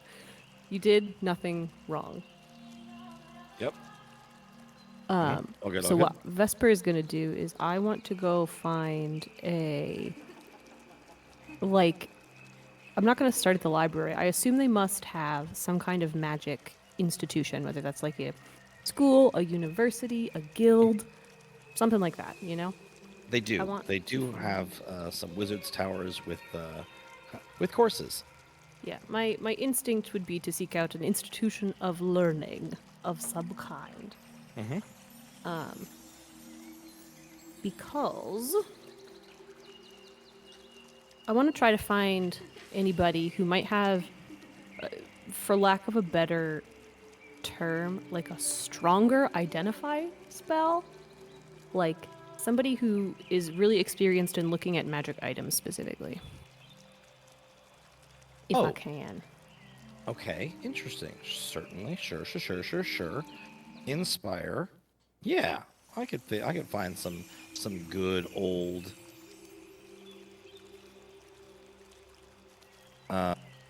some old learned wizard elves that could help you out with that. So, if you head quite a bit lower in the city, you're not going to be in the library itself, you will be able to find an area that is focused on more commerce and learning. There isn't an area that's where you can find a college, and there is somebody who is specifically focuses on the art of magic. Can I go talk to them? Do You I may. need to arrange a meeting? Okay.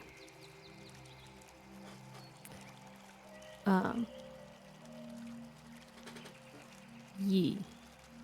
I do that. Yeah. So I don't know how to proceed the scene. I do that. no, it's all good. I'm over here getting busted left, right, and center right now. It's fine. It's fine. It's fine.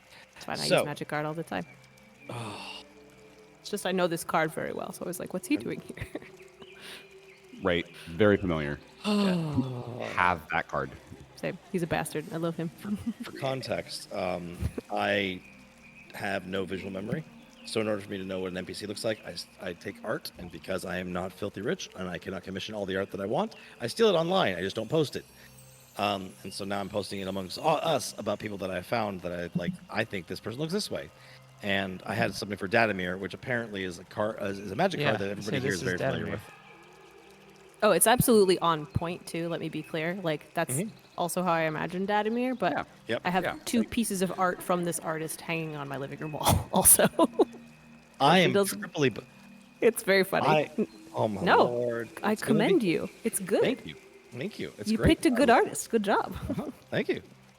I have over 130 NPCs. It's a lot. I have a lot of Evil. art. Cool. So, I was saying, you arrive at the Tower of Wizardry, which is a bit of a grandiose way to say it's a school for wizards. It is a series of buildings, all of which are done in towers because wizards got a tower and you can't stop them from doing so. It's like an ecological thing. Eventually, a wizard just begins to build a tower if they live long enough. It's not even that. It's just if there is enough wizards in one place, towers just start materializing out of nowhere.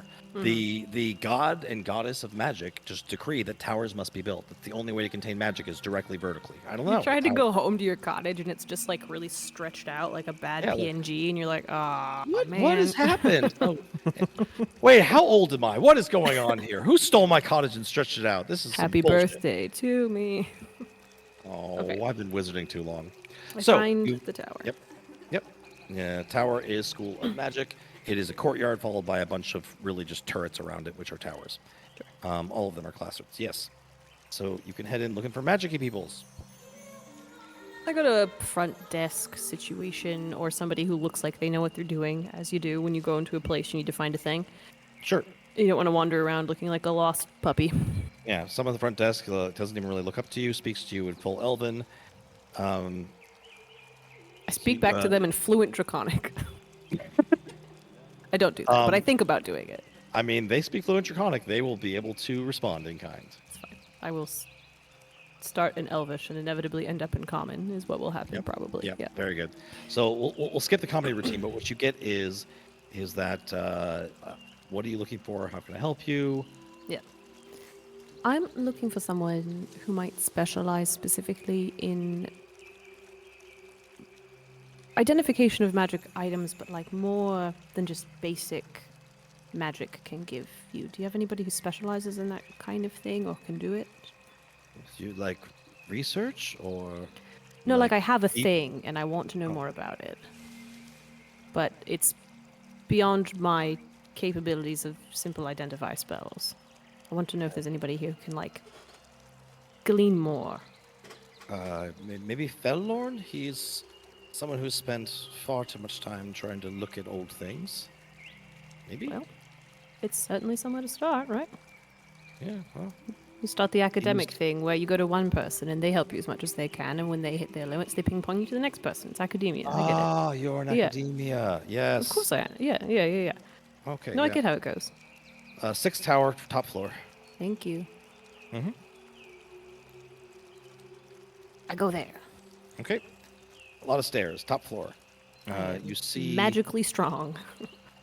you're great at like I'm every great day is leg stairs. day. Let's go. Yep. Yeah. This whole city's nothing but stairs. Let's be honest. Yep. Sometimes you get to go. go down them, and that's Healthy. nice. Yeah. You see I would say an old elf, but they really don't look old. It's so often that it's hard to tell. Their skin smooth, forever youthful. Maybe you see a white hair that is it's probably just a trick of the light. The biggest thing that stands out to you about this elf is his robes desperately need a wash. It looks like this guy has been hunched over his desk for the better part of a fortnight. There is a small amulet that has been, it looks like, broken in several pieces that it looks like he is trying to reaffix.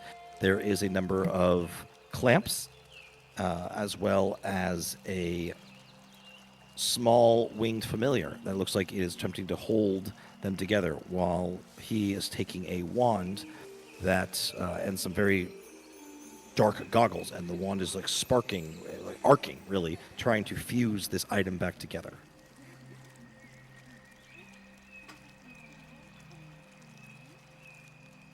He does not see you come in.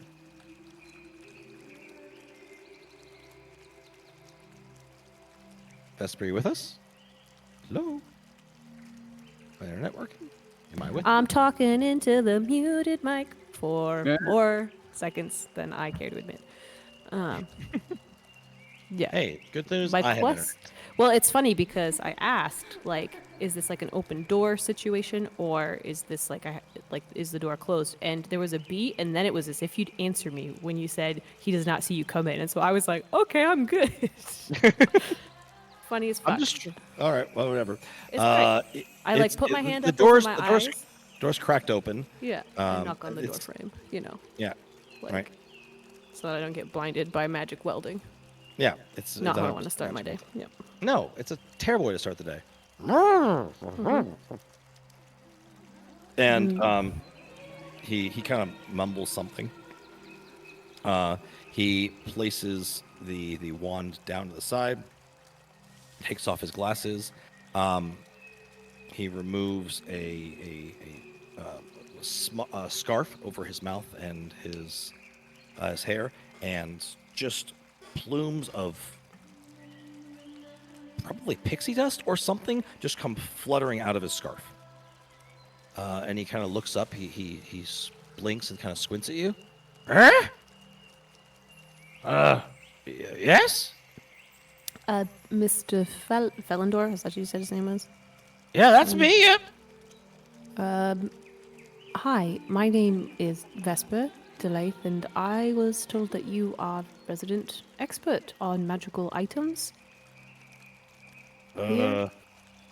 Yeah, well, generous way to put it, but I know a thing or two about a thing or two. expert in attendance, then, let's call it.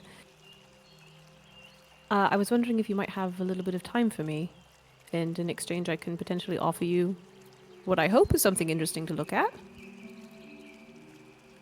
He stretches back from his desk. He places both hands at the base of the spine and proceeds to have his head touch his toes the opposite way around. Mm-hmm. As he bends, and you hear a good 30 or 40 pops, as you think this man has more vertebrae than is possible. As Just he the begins xylophone to of... Yep. Yep. crack, crack, crack, crack, crack, crack, crack, crack, crack, crack. Ring. Yeah. Well, could use a bit of a change of scenery. Sure. Why don't we look at that by the window? Sure. Everything to eat. Kind of looks around. He's kind of. I just had breakfast, so I'm quite... Do you want something? Yeah. Happen to have something. Let's see.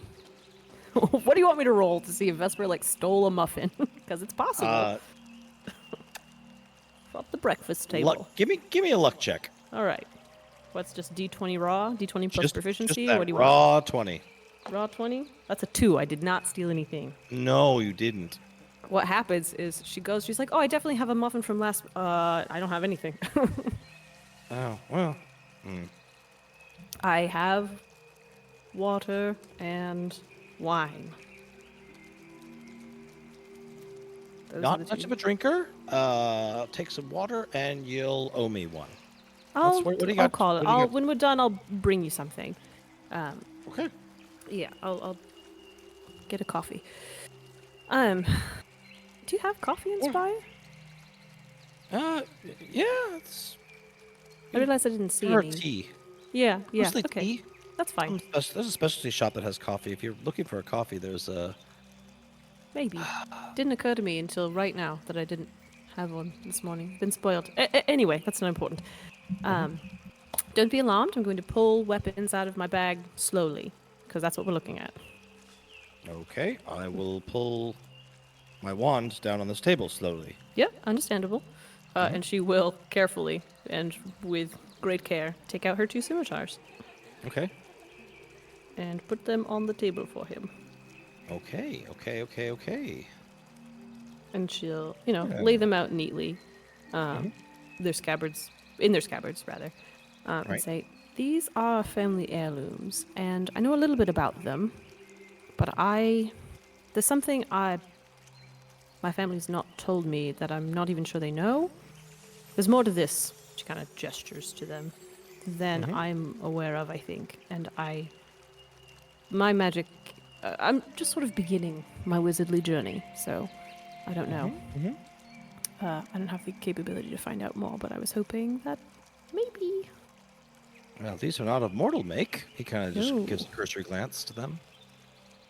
Yep, that makes sense. I don't know if you need time or what. What do you? I mean, what do you Is want to there- know? Is there anything you can tell me? I don't know, magically, or not? Maybe you're just a history guy about where they came from, or if there's anything that they can do that I haven't figured out yet.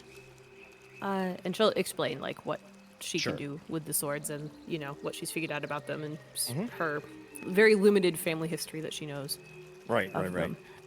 Well, he goes, well, that's wrong, and that's Yep. not true. And Well, it no. does definitely do that, but I understand that it's not the limit of it. Yep. Oh, well, yeah, you said your family inherited these, or? No, I don't know if they inherited them. That's what we've been told in my current generational knowledge. As I'm sure you know, No, it doesn't these extend are. as far back. So. These are. Oh shit! And he like picks one up and it kind of sparks as he touches it. Oh, yeah, I forgot. That one doesn't like elves. I really should have told you that, because it's literally never been relevant, because I've never stabbed an elf before, because why would I do that? What the fuck? I'm sorry. It gets angry. He shakes like he shakes his hands as if he'd just gotten an electric shock, and he's This like one rubbing doesn't- his all over his shoulder. Have a problem with it, though. It's just that one. Just Nightshade Shining doesn't light. play Jesus. nice. Yeah. Dawn, Prince Mighty. Hey, all right. Oh, yeah. that makes maybe is it a Dawn Prince thing? This one's named Nightshade, and she points to the one that zapped him. So it's like an opposite of a Dawn Prince sort of situation. Interesting. I don't think so. Just those are made by fairies. Yeah, that makes sense. Oh, okay, good. He's just like, whatever. We're not going to unpack that. Yeah. There's history. There's fae-ness, but I don't know the extent of it, like I said, because human memories are short, and we lie to each other, so... Oh, you figured that out. Good. It'll save some Yeah. time. But that's why I'm here, talking to you, who can maybe yeah. tell me things with no baggage. Well, baggage. I don't have much of that on me. But yeah, let's see what I can I don't see. know the And he word in picks up- Elvish, so say it in Draconic. The, like, baggage. Oh, Yeah, yep. like- Understood. Understood. Uh huh. Let me pull up. The untranslatable slang Yep. rises Right, once right. again. Okay. He takes the sword that doesn't shock him, Yep. and he begins kind of looking at it. Do you mind if I take this apart? As He long as you motions can to put the it back together. Well, I'm 99% good at that. I'll take the odds. Okay. And so he goes with a small hammer, and he kind of whistles to his little winged familiar, brings over some tools, and he pops out some rivets and removes not the guard, the hilt from the weapon. And your sword, they're scimitars, correct? Yes. They're a little bit So- curved, a little bit wider at the base than at where they attach to the handle. As he removes the guard, something that you even noticed right away. Actually, give me a perception or investigation, your choice. What am I? I'm gonna do an investigation. Am I better at that? I'm actually better at perception. I'm not trained in investigation. Okay, 16. Okay. One thing that you can kind of see is, are you familiar with I'm sure you do. You play D&D. So the tang of this weapon, right? The metal that is inside the hilt that Yep. keeps the whole strength of everything. One thing that you notice as he starts to kind of mumble at it and kind of starts taking these little tools and poking at the blade itself, the blade looks as if there was additional metal added to it, where after it was forged. It looks like this weapon may not actually be a scimitar originally. Enough. If you look at the tang, you can see that it has a very uniform thickness and length, and that as it becomes the blade itself, that same metallic that color and consistency of that metal looks to be that there was some warping's not the right word, but there was some working of the metal to make it into the scimitar that it is today. He doesn't seem to be looking at any of that. What he is looking through is he removes, and he seems to be looking at the tang, looking for a mark of some sort. He goes, here we are. And he sees a stamp, a maker's mark, with it is a snowflake with a P in the middle of it. Like the letter P? Like the letter P. Okay. God, I hope so. Just a little P. Just a Little little bit of vegetable. urine. Just a little. No, both of you. To jail. I mean, I forgot there was vegetables, okay? Sometimes you forget about the lowly peas and carrots. Oh, I have no excuse for me. I don't. I have none. It's fine. he notices that, and he goes, that is some fairy noble made this. I checked the other one, but would you mind? I don't want to touch that thing again. Okay. And she'll, like, under his instruction, do the thing that he did. Why don't you give me Maybe a sleight of he's- hand with advantage? His bird can touch it. I don't. You just said it's a winged creature. I just Yes. assumed that it was a bird. I don't know that. It is not a bird. It's like I picture like an imp. Okay. Oh, that's not right. No. I was Don't like roll plus D12s. 12? No. Sleight of hand, 17. Okay.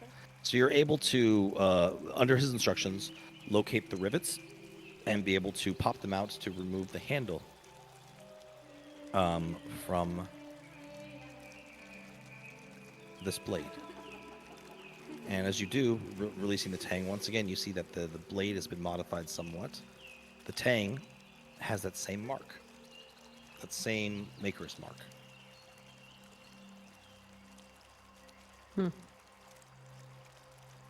Not anything you recognize, I suppose. There's a lot of nobles over the generations. Fae, I mean, not the Tyrian ones. Them too, I guess. A lot of those too, yeah. But he kind of looks at the blades. Wonder. And he places the naked blades upon each other. Yeah, it looks like these were one at some point. And he gets closer and he takes a kind of a large tweezers and there's a large thin piece of metal and just kind of points. See right here where this mark is thin, looks like these blades were split in half lengthwise. You mean and like drawn out. along the blade it was split? Yeah, that's certainly odd. What the fuck? Look, Fae don't really play with reality the way the rest of us do. They can just will shit into existence or out of it sometimes. Then why do this? Would be my. I didn't assume that was Faye that split it. The opposite, actually. I No, thought that makes way more people sense. people got their hands on it, whatever it used to be, and then Well, cut it in half. I For guess. some reason. No, you said it was to do with your family and like first Yeah, and second born or something. Yeah, usually a son and daughter, but you know how that sort of planning goes, without magic involved. So He gives Didn't- a genuine laugh over that. It was quite a bit of a chortle. yeah, sons and daughters, absolutely.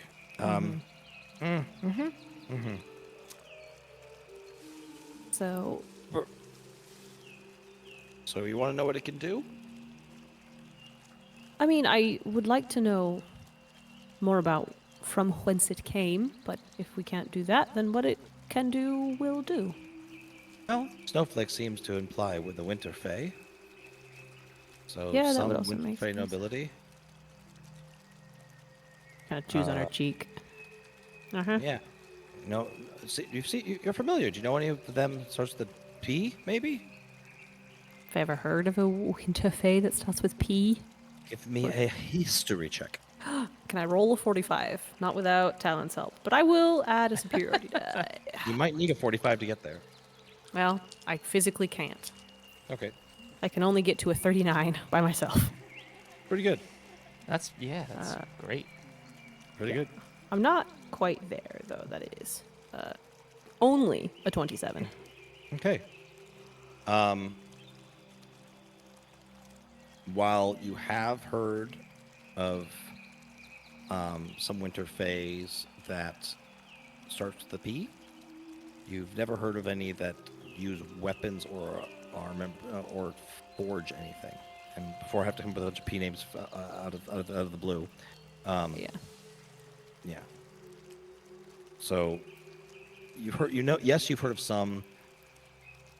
You're not convinced it's the same, Yeah, none that would make any sense for this. right? Yep.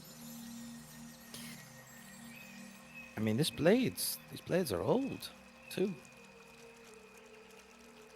I mean, even by our standards. Mm-hmm. Swords are at least a few thousand years old. Is my family even that old? Probably not. No, but it's not far off.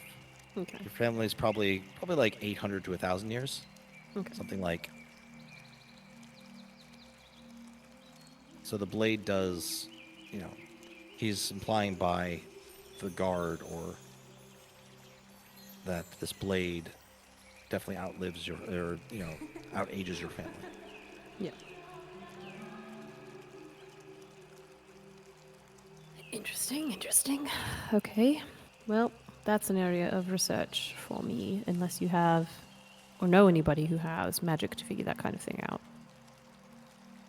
But I mean, Legend Lord? That's a spell. yeah, I just learned Misty Step, so I'm really excited about that. She kind of That's a smiles. Yeah, That's I'm looking great. forward to it. For sneaking into the kitchen to get cakes. You should practice it now. I Kind of give you see. big wiggly eyebrows. I see. And she'll give him like a very serious nod. Mm-hmm. Always good to study the magic that you know. Mm-hmm. Makes a lot of sense. While Well, you're doing that, I will take a look at these a little longer, see if there's something else I can glean. I appreciate Off you it. go. All right. I go. I don't sneak in. I ask Nice very to meet you. nicely. Yeah. Oh, Yes. I will go get him a cake, but Good. I will either purchase a very nice one, or I will ask and not sneak my way in, because that's Yeah. not Vesper's way. no. He is going to want that, but that's okay. Yeah, you can purchase a nice cake for, 3 gold or something. Yeah. Very fancy, Some nice little- cake. Little fancy snacking cakes. Mm-hmm. Mm-hmm. And tea. And we'll get Earl Grey latte to go, please. London fog. Excellent. When you get back, you see him with the arc welder, with your 2 swords, turning into kind of Darth Maul's dual saber. I'm not. He's like, She has that moment of panic, and then she's like, "How are you gonna stop him? How are you gonna stop him? He's got your swords. You're gonna whack him? Right. No, you're not." yeah. And so he's like, he tries to kind of adhere them together, and he picks the one up that's not going to snap him, and then they kind of break apart. That doesn't work. Oh. And he goes, I wonder, and he kind of uses them on each other to kind of, like to cut each other, and as he smacks the 2 of them together, well, actually, he holds the one that hurts him in a vice, and he uses the other one to hit him blade to blade, and a small chip comes off of the blade. As he hits it, he goes, "Oh, that's interesting." And so it just really goes, "Ah." and okay. he starts going to town if you don't stop him, and he will just start. Yeah. whacking on Once the 2 of once them. it's like he goes fascinating and starts to bring them together again, she'll be like, "Okay," and stop him. Okay, he kind of turns around with like like he's chopping wood, right? In the wrong grip in every sense of the way, as he's just kind of trying to whack them together to see what Here, comes off. Let me, please don't break them permanently. And she'll like pick up the little chip. Uh-huh. She'll like set it back on the sword. I do not know mending, I don't think. Big stat. No, I don't. But Well, I mean, look, the original sword's fine. Look, and he kind of points, and while a part of it did chip off, he look at the underlying weapon. That's intact. I oh, don't think you even can destroy that. okay. A little less panicked now, but I still do use these to defend my life. So, unless we can like get them out. I was gonna try. And so do you want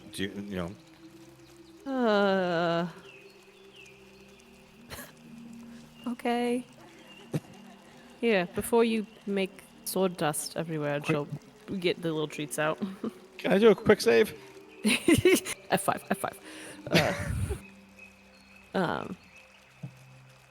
Man, you made me absolutely fucking forego what I was gonna say. Yep. Doesn't matter. Well, he's gonna take that sword and just start whacking on the 2 of them, just trying to break off the new bits and entirely. She just After like about 10 watches minutes- this and then is like, no, she doesn't let him get to 10 minutes. She gets to like 2 minutes and then she like, is there someone who's maybe more better at this part that we could get the help of? I hope so. This sucks. Whew. Oh. Especially Have when any you strong can't friends? touch. I mean, I'm very strong actually. Here, would you hit these two together, please? And he hands you the sword, and he just goes for a sit and takes some water. She'll put the to-go teacup into his hands, the latte, and she'll just she like looks at her sword and is like, I can't bring myself to do this. I mean, Like it's this? like all chipped off right now, right? Like it looks jagged. Right. It's super unsettling. Like it looks ruined. She But turns sure and enough, she's that he like, says, like the underlying metal seems to be okay. and you don't have like an artifice expert who can do this kind of thing. Like Oh. a magical blacksmith who might be able to Probably. do this in a less dusty way. Because I can go run an errand so that you can take a breather. Yeah, I could probably find someone, but you sure we're like 20% of the way done? We could finish this by this afternoon. Yeah, but maybe they could finish it in like 20 minutes. If there is a person like that who exists. Yeah, right, fine. Yeah, sure. He's gonna grumpily eat his cake and his tea. This is actually very good. All right, well, metal underneath better, and he's going to go back to arc welding his thing. Well, was it unclear that she was asking him, like, hey, do you know a guy? Oh, yes, I do. Can you direct me and then I'll go get them to do it and then we can come back? 4th tower, 2nd floor. You're in the 4th tower. We're in the 6th tower. Fuck, I can't count. All right. 4th tower. She says that like offhandedly, and then there's like the cold shock for a second, like when you've done something embarrassing, where she's like, "Your job relies on counting. You've learned to count." Yeah. All right. Well, I've been talking for a minute, so if you want to go to somebody else while I go run an errand to get a magical blacksmith. Yeah, because your swords are not super great condition right now. I am aware. It's fine. It's fine. It's fine. It's fine. I'm in the Magic People City. If they can't fix it, No, the Magic People City is Skelgar. I'll cry. Well, they can't fucking fix it either, because they're busy. Doing what? Don't know. Fuck all. It's a problem for later me. All right, Burger and Nathaniel, who's doing a thing? So Star's really just gonna, he attunes to the buckler and then he kind of just meditates over it and prays for some period of time unless someone pulls him for something. Sure. He's kind of is- doing the thing that he needed to do. Yep. Is there anything that you're praying over it? Are you trying to commune with it at all? Are you trying to like Yes. say something to it? She's trying to commune with it. Okay. What does that look like for Sir Star? Like, what is he doing? So Sir Star has heard the music, he's felt the warmth, and he just keeps leaning into that. And he'll meditate, and he'll hum the silent note, and he'll just think about that presence and see if he can draw closer to it. Give me.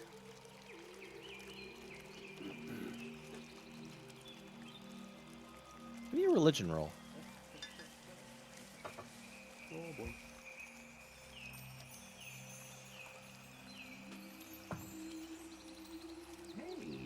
That is a Hey. dirty 20. Let's go. Happy I rolled an 18. This is good paladin.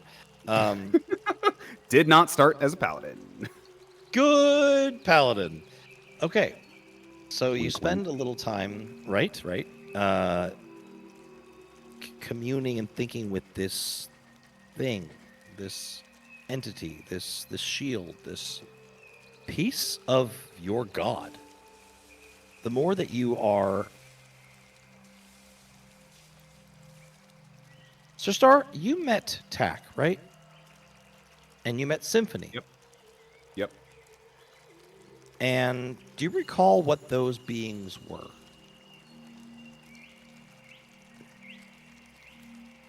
I think Symphony was a celestial of some sort. She Tack was. was a demon of some sort? He also was. Neither of them are that any longer. They are aspects of your god. Like the professor that's who it. did Yes. from humanity to deityhood, he did not do that alone. There are ways in which mortals can reach becoming a deity. The professor found his own. And while you're not certain of the specifics, you do know that Symphony and Tack, while you are correct, one is a demon, one was a trumpet archon, are also part of the professor. Yep. His divinity, which you can feel as his champion, you felt in both of them. You feel that same thing in your buckler. To a much lesser extent. While they were... I don't want to say pieces of his soul, because that's not quite right. Embodied aspects. That is... Yeah. Well, they were... Power. Give me 1 second. A door is knocking. Not a metaphor. A door is knocking, but from whomst? The Knock, feds. knock, knocking. I have returned. All right. So, well, yeah, they are aspects of what the professor is. This is something akin to a... It's like a child of the professor.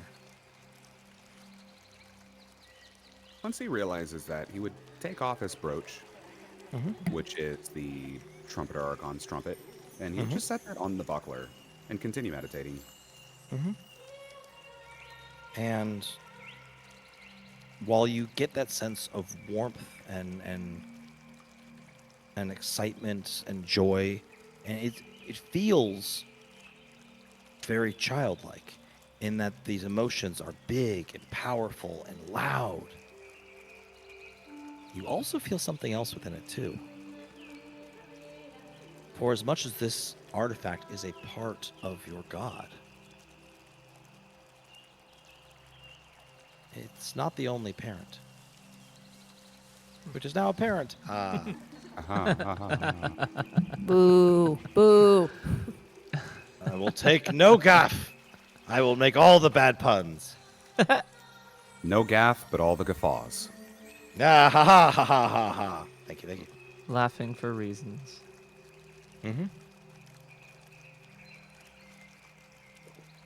And this...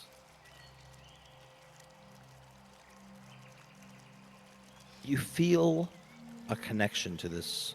It's not fair to call it an object, because she's so much more than that. In fact, the moment you picked her up, you knew her name. It was Melody. Maybe named for the fact that she answered your song in kind, but you feel that name is older than you.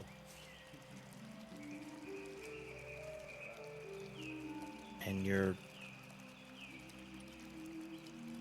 spend this time communing, and you are beginning to get a sense of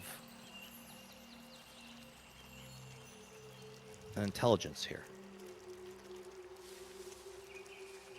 Side note, a higher intelligence than Sir Stars. Hey, man. That's how it Ruh-roh. goes sometimes. Ruh-roh. That's fine. It's fine. It's fine. Yeah, and you are also starting to see that an awareness is becoming more present. A handshake sorts is what is happening. And she is so It is excited a pleasure to you. meet you, Melody. A bit of a trill response. I do hope that you'll be able to guide me forward. I'm not sure how you're going to help me with Naladovi, but I was told emphatically, one might say, to find you. So right by my side is where you should be, and I yours.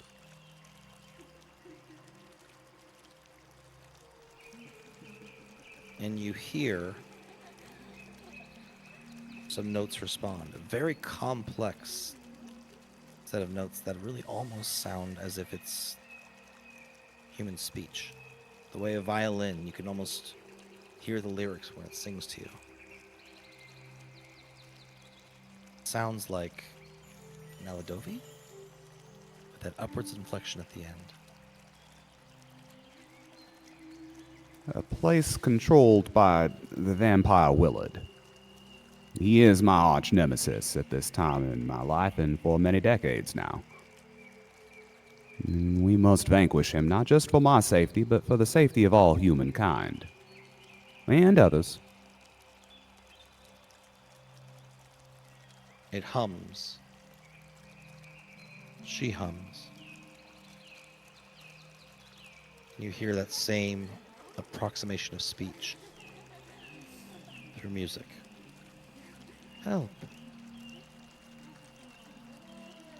Help? How?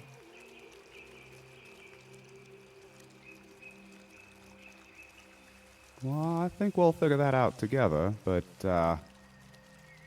hopefully the professor can lend us a little more guidance as we move along.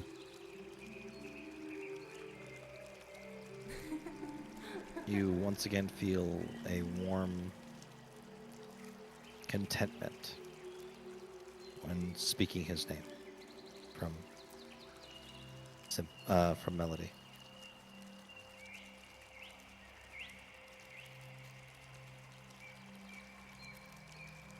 I can only... Oh, go ahead. And she begins to hum or sing or play or sing, play a lullaby.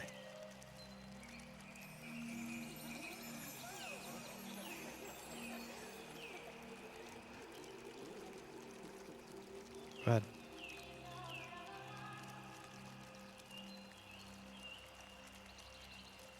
So Star would breathe deeply at that for a while and just listen.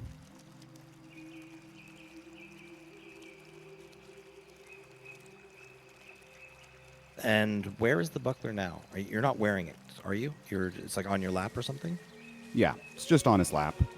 And the trumpet is just kind of sitting there with it. The edges of the buckler bend ever so slightly and squeeze your leg. Whoa. That, I'd say that's a first, but it's nice to meet you too. And you feel the presence fade with the lullaby.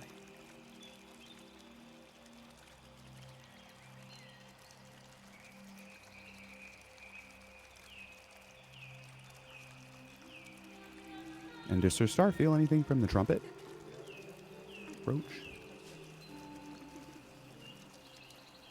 It is not. So that we're on the same page. The trumpet was Symphony's trumpet in the past, in the future. But upon returning to the present, Symphony still has her trumpet. Once you blew it, it shrunk down into a brooch and turned into something else. I realized that.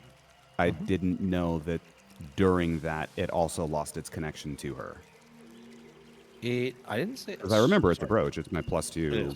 Amulet of Devout. Yep. It still has that part wasn't that. Yeah, it's all good. I didn't make it clear. It still has that aura, that glow, that resonance of divinity, in the same way that your holy symbol does, but stronger. Not in the same way that melody does. Okay. Okay. You are collecting quite the number of very powerful divine artifacts. He needs all the help he can get. Yeah. These vampires suck. Yeah. Yeah, they do. Mhm.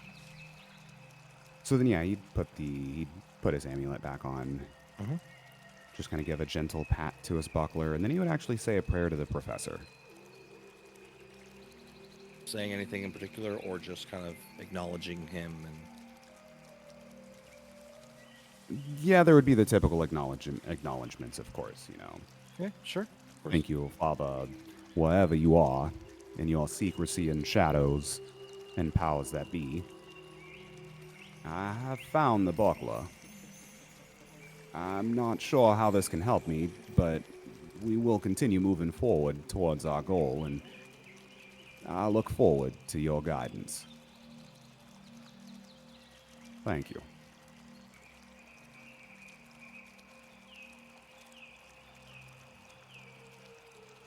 And that would be the end The of his prayer. buckler.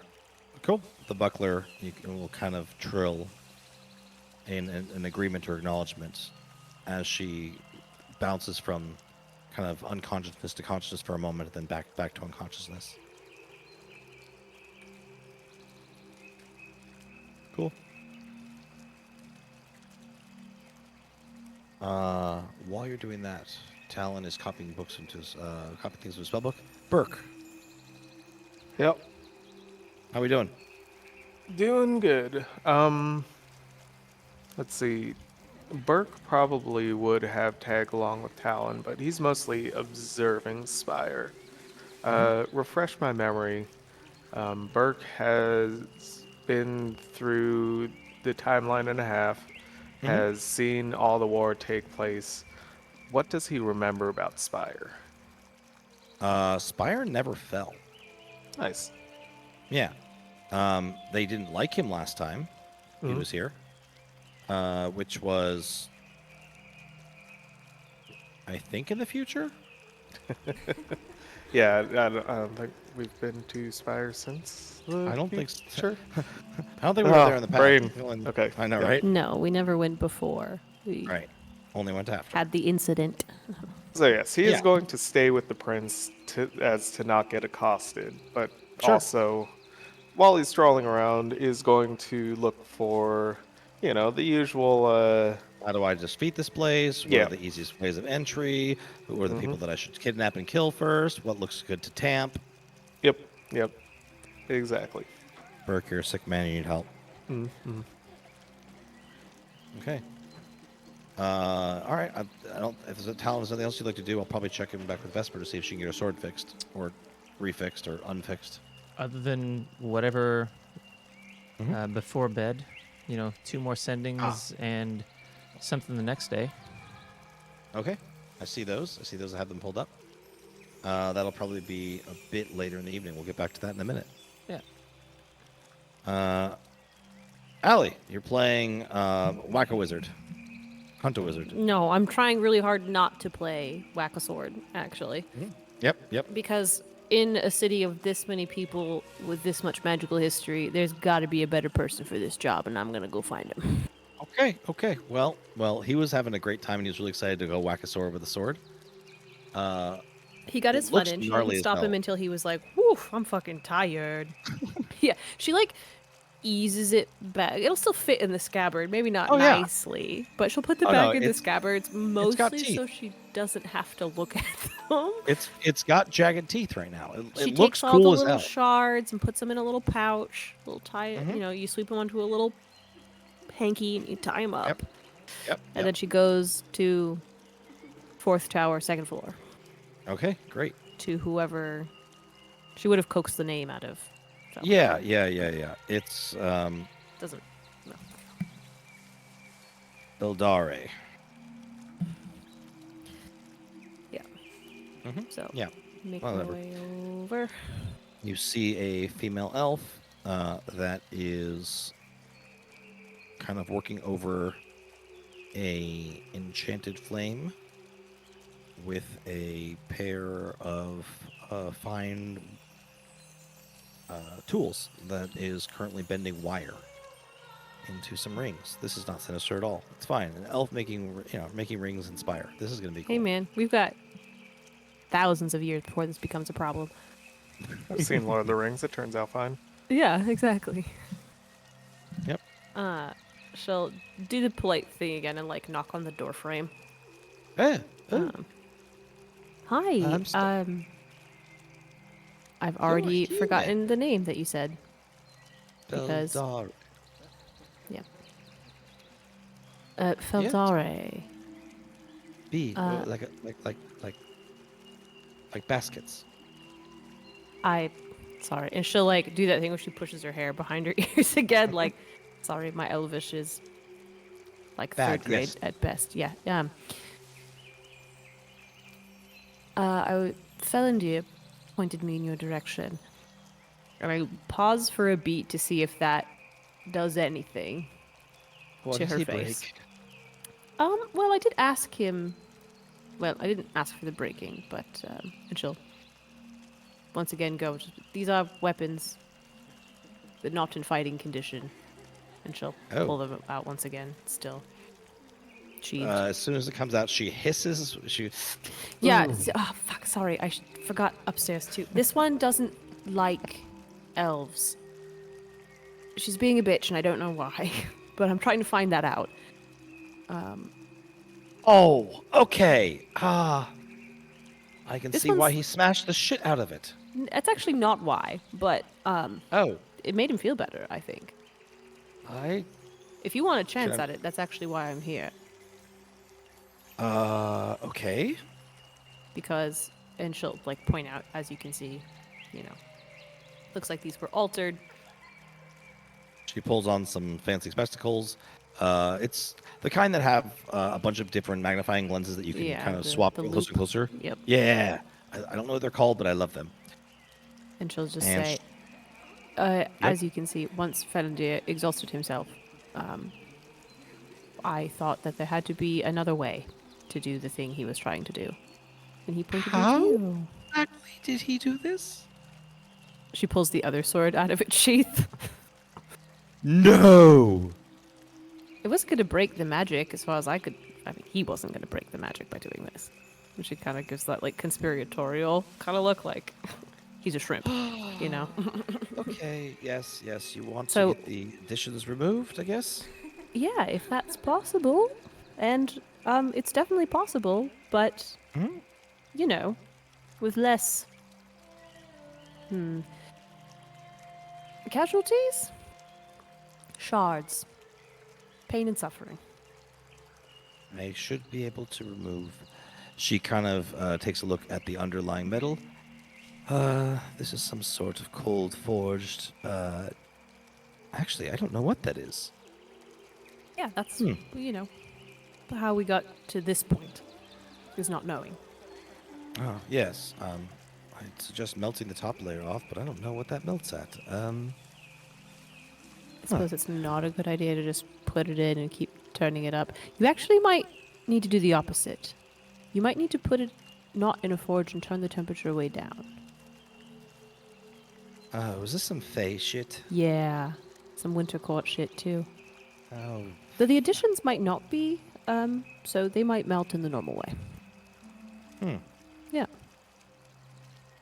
Well, she pulls out a small contraption that has a crank on it, as well as a few dials, and turns it all the way to one side, winds the crank, and frost immediately forms on the top of it. She grabs some very heavy gloves and puts on a necklace that has a shimmering glow of golden,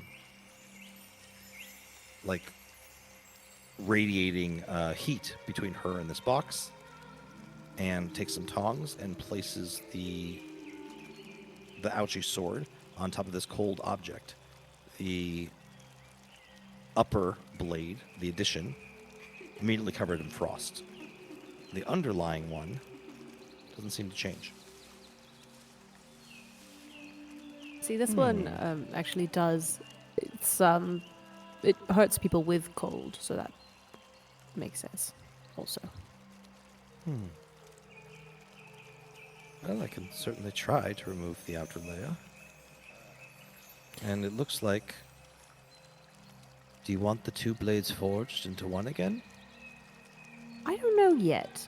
My combat speciality is sort of a two-sword situation,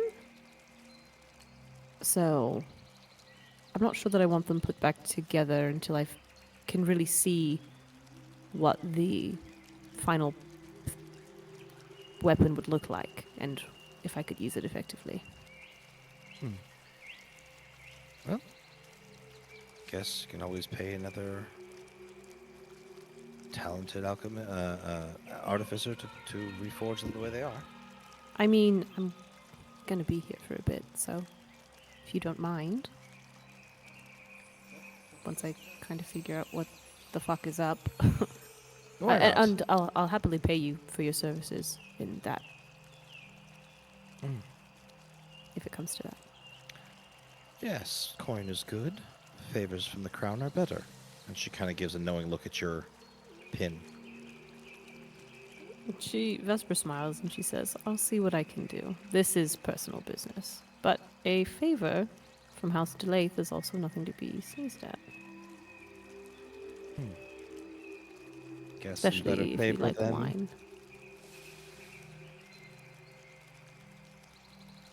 Her lips purse at that.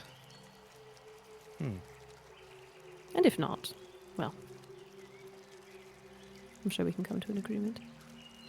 I'll see what I can do. Are you willing to leave these here with me for the till tomorrow? Not my favorite thing, I'm going to admit, but yes. Insight check, if I can. Go for it. She up to anything? I just want to. You gonna mail these? You gonna put these in the mail? You gonna smack them together real hard? You gonna smack them like together crazy real person? hard? Gonna cause an explosion in the fucking wizard tower? I doubt that's gonna happen. 25. Ooh, 25, real good. You think she's genuinely interested in seeing what these things are? Yep. As far as you can tell, she's nothing nefarious, nonsense. Yeah, I'm just looking for, like, underlying motive, you know what I mean, if there is anything. You sense that something about her wanting, she seems pretty willing to do this for you. Maybe to an extent that you're like, okay, she's wants something from Tyr. You're getting that vibe. You don't think she's gonna screw you over with the sword, certainly, but you're like, that was easy. That was like real easy. Yeah, okay. Well, I'm willing to play that game, so. Okay. Yeah, that's fine. I'm staying at the Citadel. It's pretty easy to find me, so just send word when you're ready. I can do that. Do you need a weapon? She pulls her oyster knife out of her boot sheath. I'm great. Kind of gives a little flip. It says, but actually, I don't expect to need one in the city.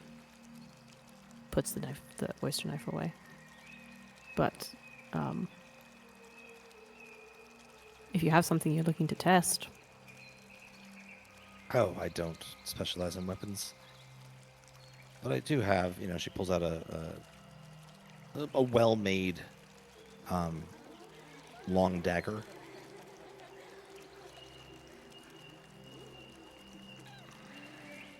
I'll be all right. If that's your personal. It is. Keep it. I'm pretty good at defending myself.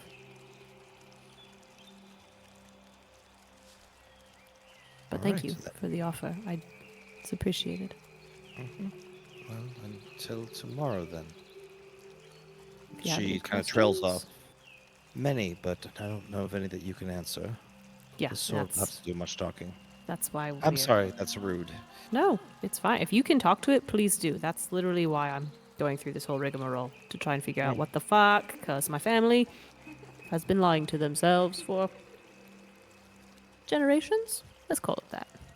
Yeah, I think that's what families do. Ew. Yeah. Good luck.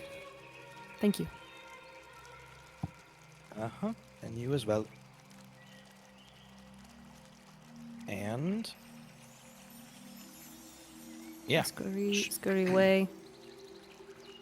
Let Felindor know what the status is, that we'll be back tomorrow. Yep. And that she was suitably impressed with the work that he had managed to do on these swords before she looked at them. When you pop back in, the room is a bit of a different color. It's a lot blacker than you remember and smells slightly of explosion. Felindor, Yep. are you alright? Great. You lying to me? Yep. Nope. Yep. Nope. Nope. I'm fine. That amulet You- was a tricky one. Do you require assistance? Oh, you got more cake? I'm good. I'm good. I'm good. No. Maybe a bath and then more cake. I should. He kind of looks around, and for the first time, tries to take stock of himself. Looks for a mirror, finds one that's shattered. Looks for a second mirror. That one's also shattered. Finds like a shield somewhere that's like buffed. It buffs that a little bit of all the black soot off of it. Looks at himself and goes, "Oh God, yes." And Finnegik, I'll be back. And the imp just kind of fucking shit, and kind of goes back into his little broom, so continues sweeping up. She just stares at this imp for a moment with like that, damn man, that fucking sucks. Anyway, I leave. Yep. And very good. I assume that's most of my day. Yeah, I think it's like most, if not all, of your day. Yep. Okay. Okay, cool. And we will then let you guys go through another day. We're going through 2 days in one session. How great is this? Yes. It's bound to happen That's great. eventually. We're not traveling. Yep. Oh, I have something on my calendar for today. That'll happen in the morning.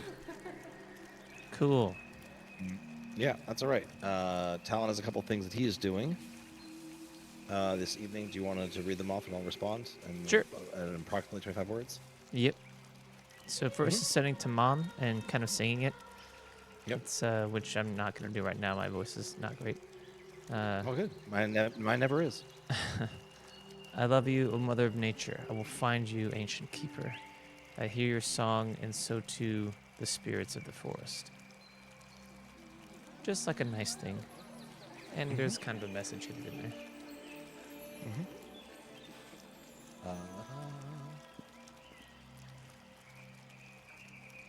Oh, son mine. I can barely hear you. Sorry, I'm rotating around my mic, which is not the wrong thing to do, but that's how I fidget when I run games. Oh, son mine. Prince of house and my heart.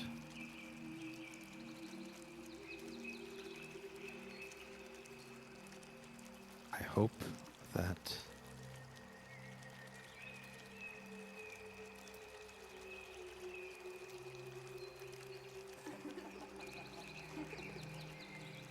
the time comes soon when rescue is possible. Okay, noted.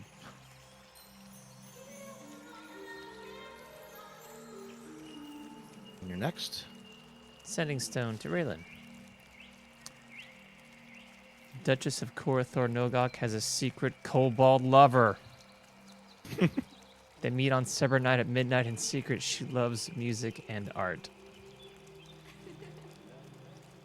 You get back OMG, Not oh my god, OMG. Nice. Yeah, perfect. Yep. Exploding brain emoji.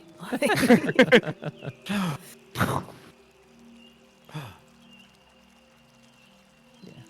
That's it. That's all I do.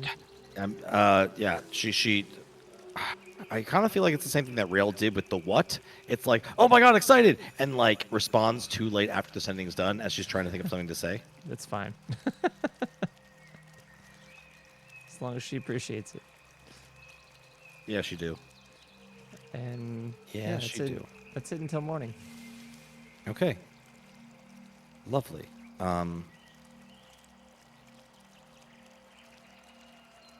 Great. Everyone, anybody else have anything they want to get done before bed? Nope. Cool. Next morning, Vesper, you get a sending. Mm-hmm. From Leon. Mm-hmm. Made it safely to Skelgar.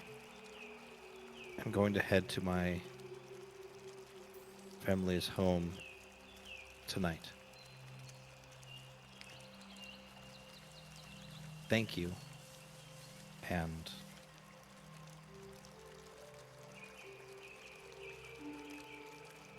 how many words am I at? I don't know. I wasn't counting. You're going slow enough that I thought you might be counting. No, thinking. It's all good. And setting meeting Victoria and Tyr.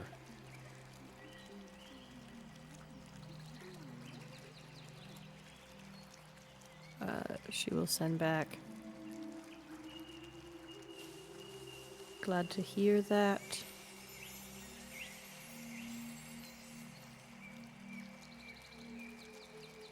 We're in Spyre. Keep me updated if you can.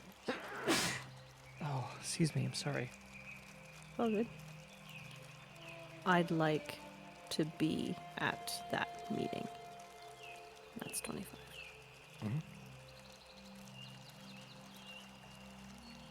Wait, no, that's 20. I have 5 more. Hold on. I got 1 more hand.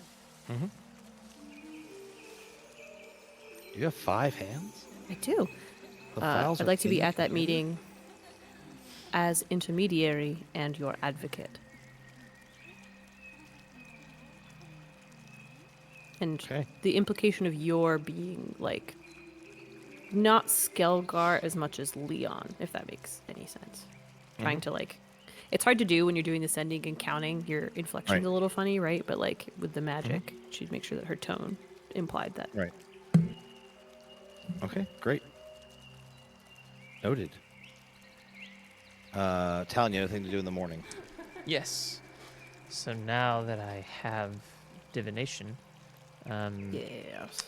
I would seek to go. I've never been to the temple of this god before, but it seems only appropriate to ask the Dawn Prince for his guidance for an unknown potential oracle. So I would like to go there and very humbly purchase 25 gold worth of religious items that will be suitable for divination to him.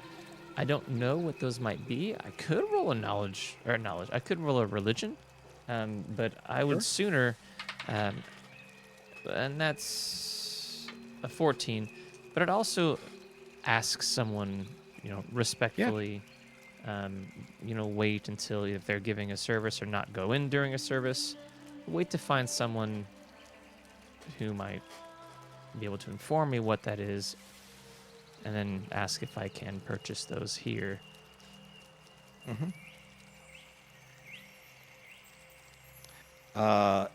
Incense are the things that are most common. Ritual, there are fancy ritual scented oils, as well as some wax statues that will be consumed with the spell. Kind of like candles, but way less. They last way less long time. And those can be purchased to cast that spell. Okay. So we'll do so. Let me remove that 25 gold.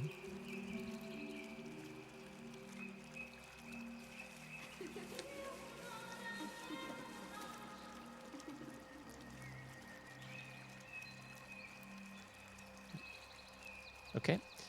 And then, since I'm not, like, a member of that faith, but it seems appropriate to attempt to cast this with that, you know, the culture in mind. Right. I don't know if it's appropriate for me to do it inside of the temple. So I'd go somewhere. I would attempt to find a place where I believe the most sun. Yeah, I don't know. The most sunlight is cast.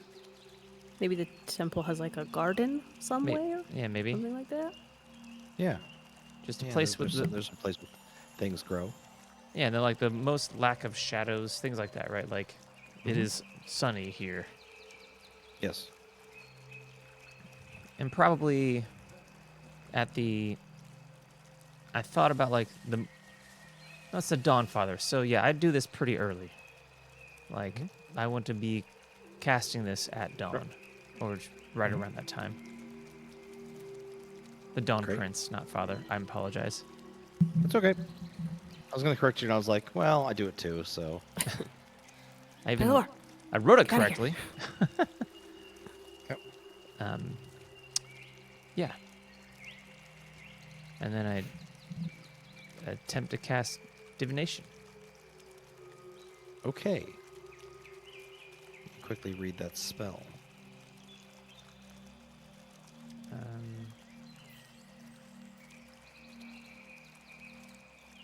I love divination so much. I like knowing things. I like Yeah. knowing if things are going to work. I like knowing where things are. Divination, it's got you. And this is definitely something that could happen within 7 days, considering teleport. Yep. Yes.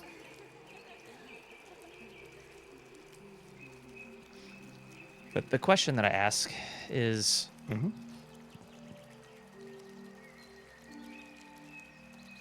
O Dawn Prince, God of Spyre and Enlightened One, where can we find the one who could inherit the mantle of the Oracle in Inyena Unarith? And then I just wait. Give me a second. Yeah. Dawn Prince is like, hold on, I got to find her. Give me a second. No, that's me. No, I know, but I like the vision of like God on high. Like he's got a tablet and he's just zooming one second. in. Yep, Like yep. Google Maps, Street View. Like, hold on, where is she?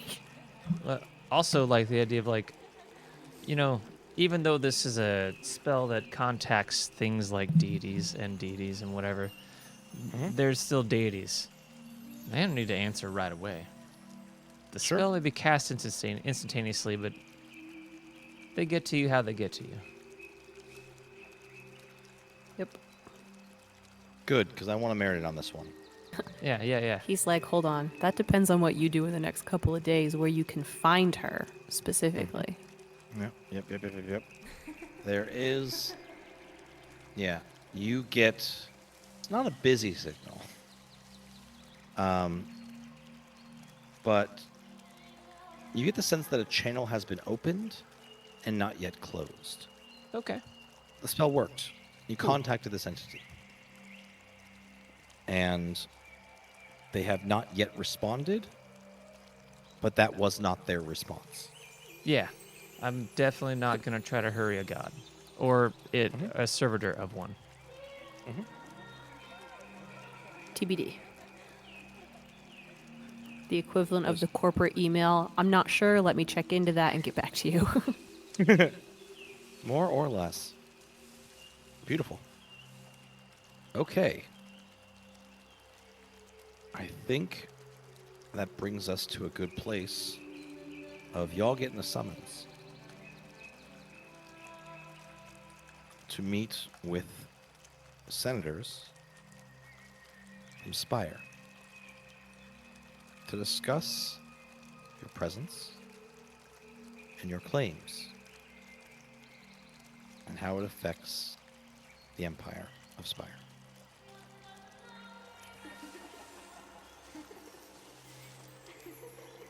You are requested to meet at dawn, as is appropriate, tomorrow morning, 29th of Melody.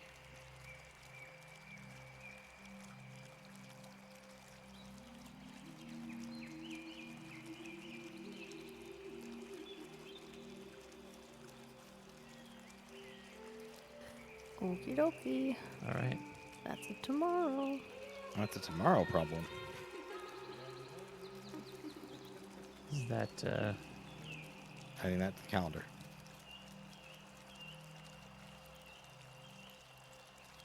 Okay. Very good. And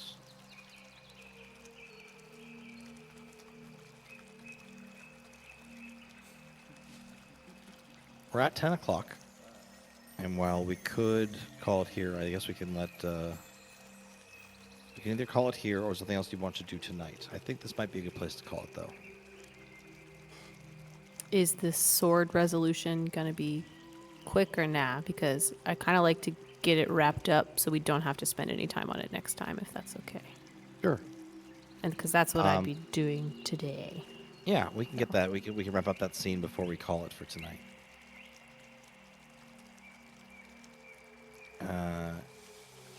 You arrive back in the workshop. Tower 4, level 2. Mm-hmm. And you see two halves of a beautifully, gently curved sword.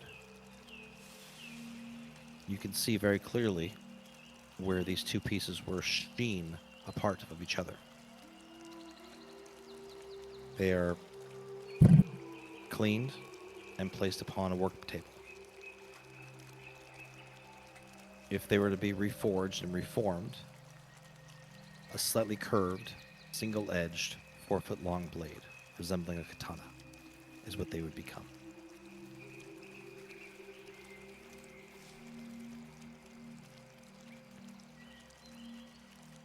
It's Right fascinating. now? Mm-hmm.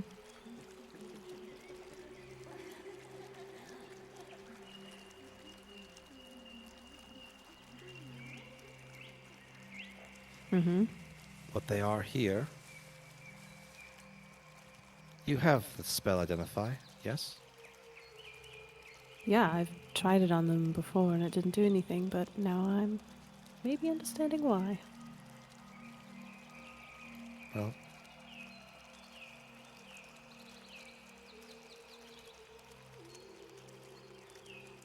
they are closer to what they once were. It appears that if we reforge them, they may be something quite spectacular. But you said you use two weapons. I prefer it, but it's not.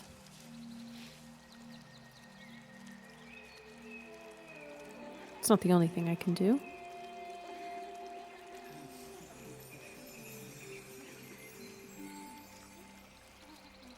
I'm actually relatively... well, doesn't matter.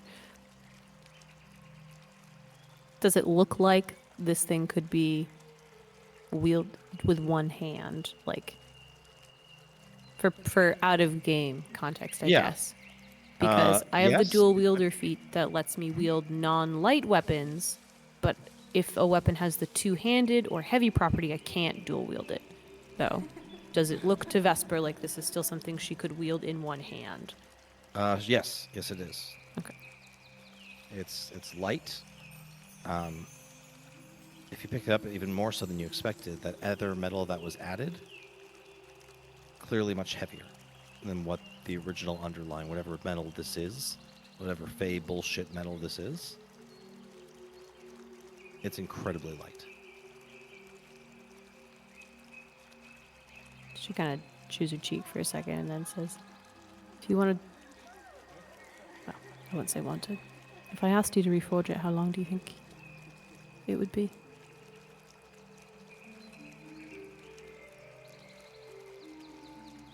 I could probably have it for you tonight. Do nothing else this day, and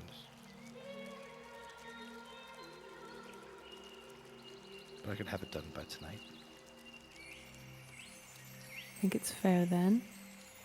If I'm asking a big favor of you and you've already done me a favor, what would you ask of me?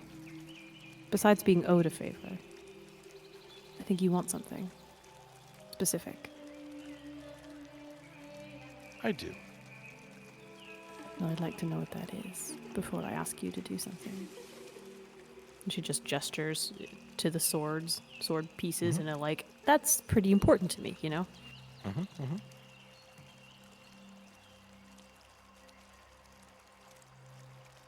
Counselor Delaith.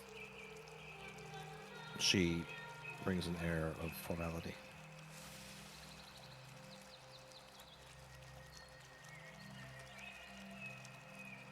I was hoping to wait till tomorrow morning to speak with you in a more formal capacity.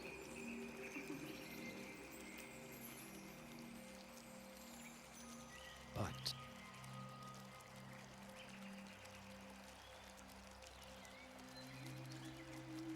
I desire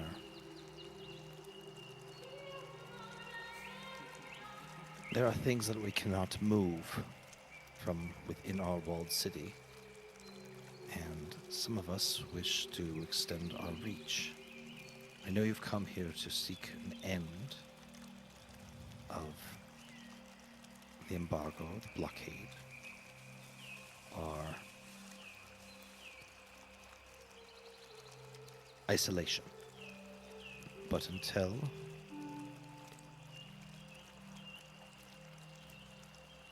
we are able to ensure that a vessel for the Oracle can be returned, I can't imagine my fellow shepherds will agree to it. But it does not mean that our interests do not extend beyond Tyrian borders.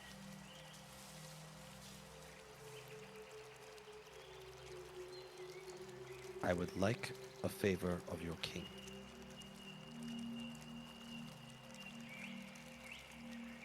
We are in need of raw materials at a much grander level than we ever have been before. Obsidian, specifically. And I know for a fact your empire is rich with it. I seek to open a trade quietly between Tyr and us. I wish to purchase 200,000 gold worth of obsidian. Is that something... I don't know if that would fall under my purview, because I'm not really materials, I'm just money. Would it Correct. be? Yeah. It's something that you can... Because that would be it's not something that commerce, right? Correct. It's Yeah. commerce, and more specifically, Telgamore is like in charge of all the obsidian mines, specifically. Right. And while they do, while they are subject to the king and his wishes, they're the ones who also, if they say fuck off, there's not much, you have to like go invade to make it happen. Right. So does the crown have 200,000 gold worth of obsidian that they could just transfer? It'd probably have to be a deal either made directly with Telgamore or something, nation to nation deals, right? Right, it would have to be like a requisition or a trade internal that agreement that then goes external, which, okay. Yeah. It's something that you can do in your capacity as a Yeah, counselor, yeah, something I you can bring it initiate. to the table as a request, like, Right. yeah, okay. Yeah. Not that I want to get into super like, well, let's have another council meeting as a No, whole no, D&D no. Yeah, I figured that's the kind of stuff Vesper does behind the scenes. Maybe we do a couple rolls, but we don't have to play it all out unless it's Exactly. something That- really important, right? Like, That's my goal. Yep. yeah, okay. So I think she kind of looks seriously. And can you tell me her name one more time? Because once again, I get writing other notes and then I don't write names down. Ilabelia. Spell it. Ask me to spell that? Man, Yep. let's see if I can do that. Izebellya.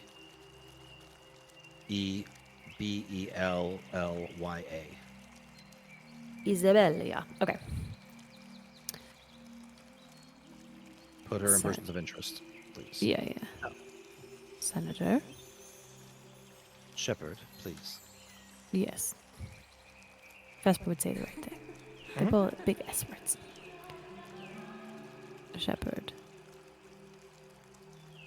Whose interests specifically am I representing? Should I bring this matter to the ear of the council or the king? I don't want to misrepresent your proposal. She looks at you very seriously. The Tower of Necromancy. The fuck is that? Exactly what it says on the tin. Oh. Tell me more. Are you If I have asking her or are you any- asking me? I'm asking you if that blips any notes on Vesper's radar. If that's like, I oh, mean- that's just the tower, that's just this branch of wizard stuff in Spyre? Yeah, I mean, like, Okay. it's definitely a branch of wizardry, but in most fucking places, necromancy is frowned upon, especially in public society. But Vesper would know that it is also the key component to bringing people back from the dead as resurrection, not just as, Yes. zombie armies. Okay. Yep. We're going to do the politician thing here, and she's going to tell herself a story Perfect. and say that, oh, a storehouse, for resurrections and stuff. I don't need to ask more questions than that. Maybe. We're on a war. That makes, that's perfect. Right, exactly. She nods, I think, and says, so not yet, at least on behalf of Spyre or the Spyrian Senate, but on behalf of your No trade can be had while Spyre has its gates closed. I'm asking that this be done off the books. Because until we have our oracle returned to us, I fear that we may not have the votes to reopen the doors. The gates, as she would say, not the doors. I can promise to bring the matter to, and she holds up a finger, King Caden, and she holds up a second finger, a Counselor of Commerce. Those are the two people who would need to hear this. It's beyond my power alone. But I can start the conversation. And in exchange, and she'll And your gesture word, to the do sword everything in signal. your power to make it happen.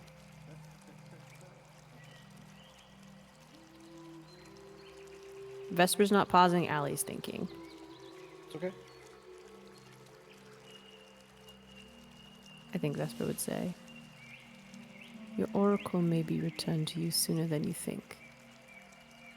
And if so, excellent. There's no need for any of this. We will do this all above board. Even still.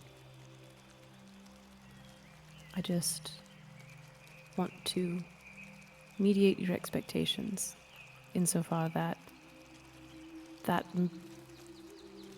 based on conversations that I have had with my companions and some of your fellow shepherds,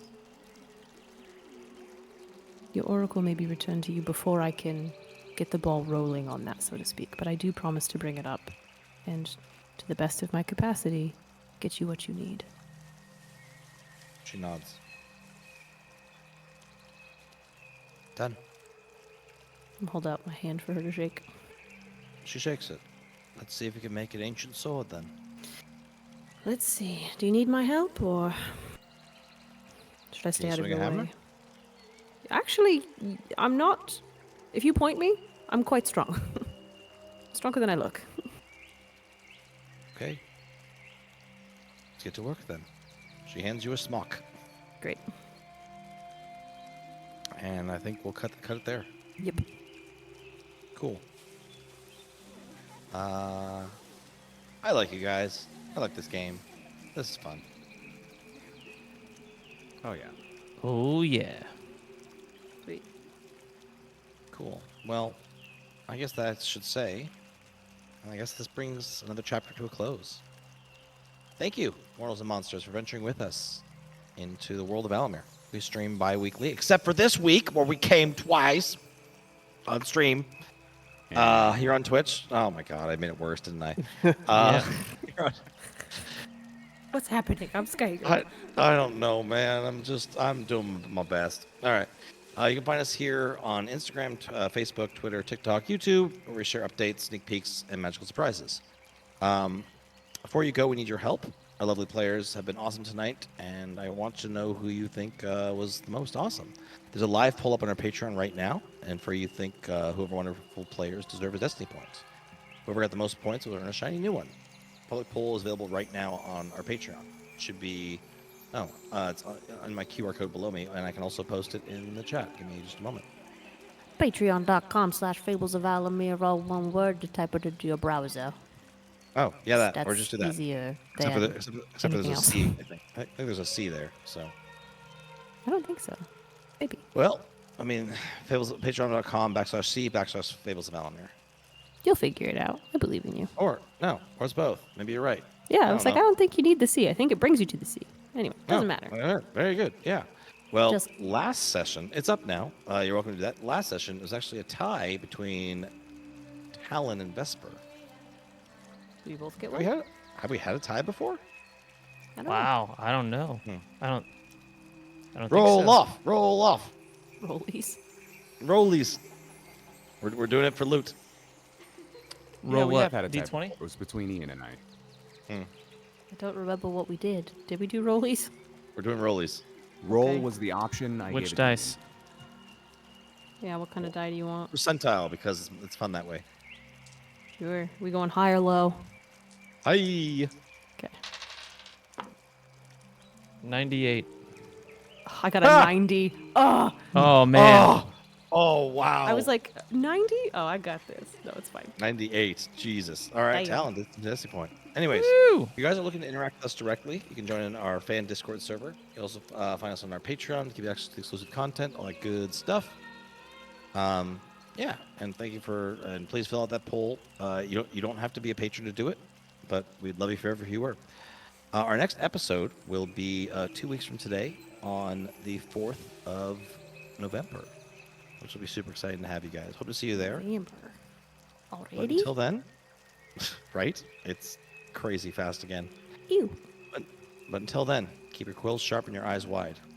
See you next time, Mortals and Monsters. Thanks for coming with us. Bye. Bye everybody.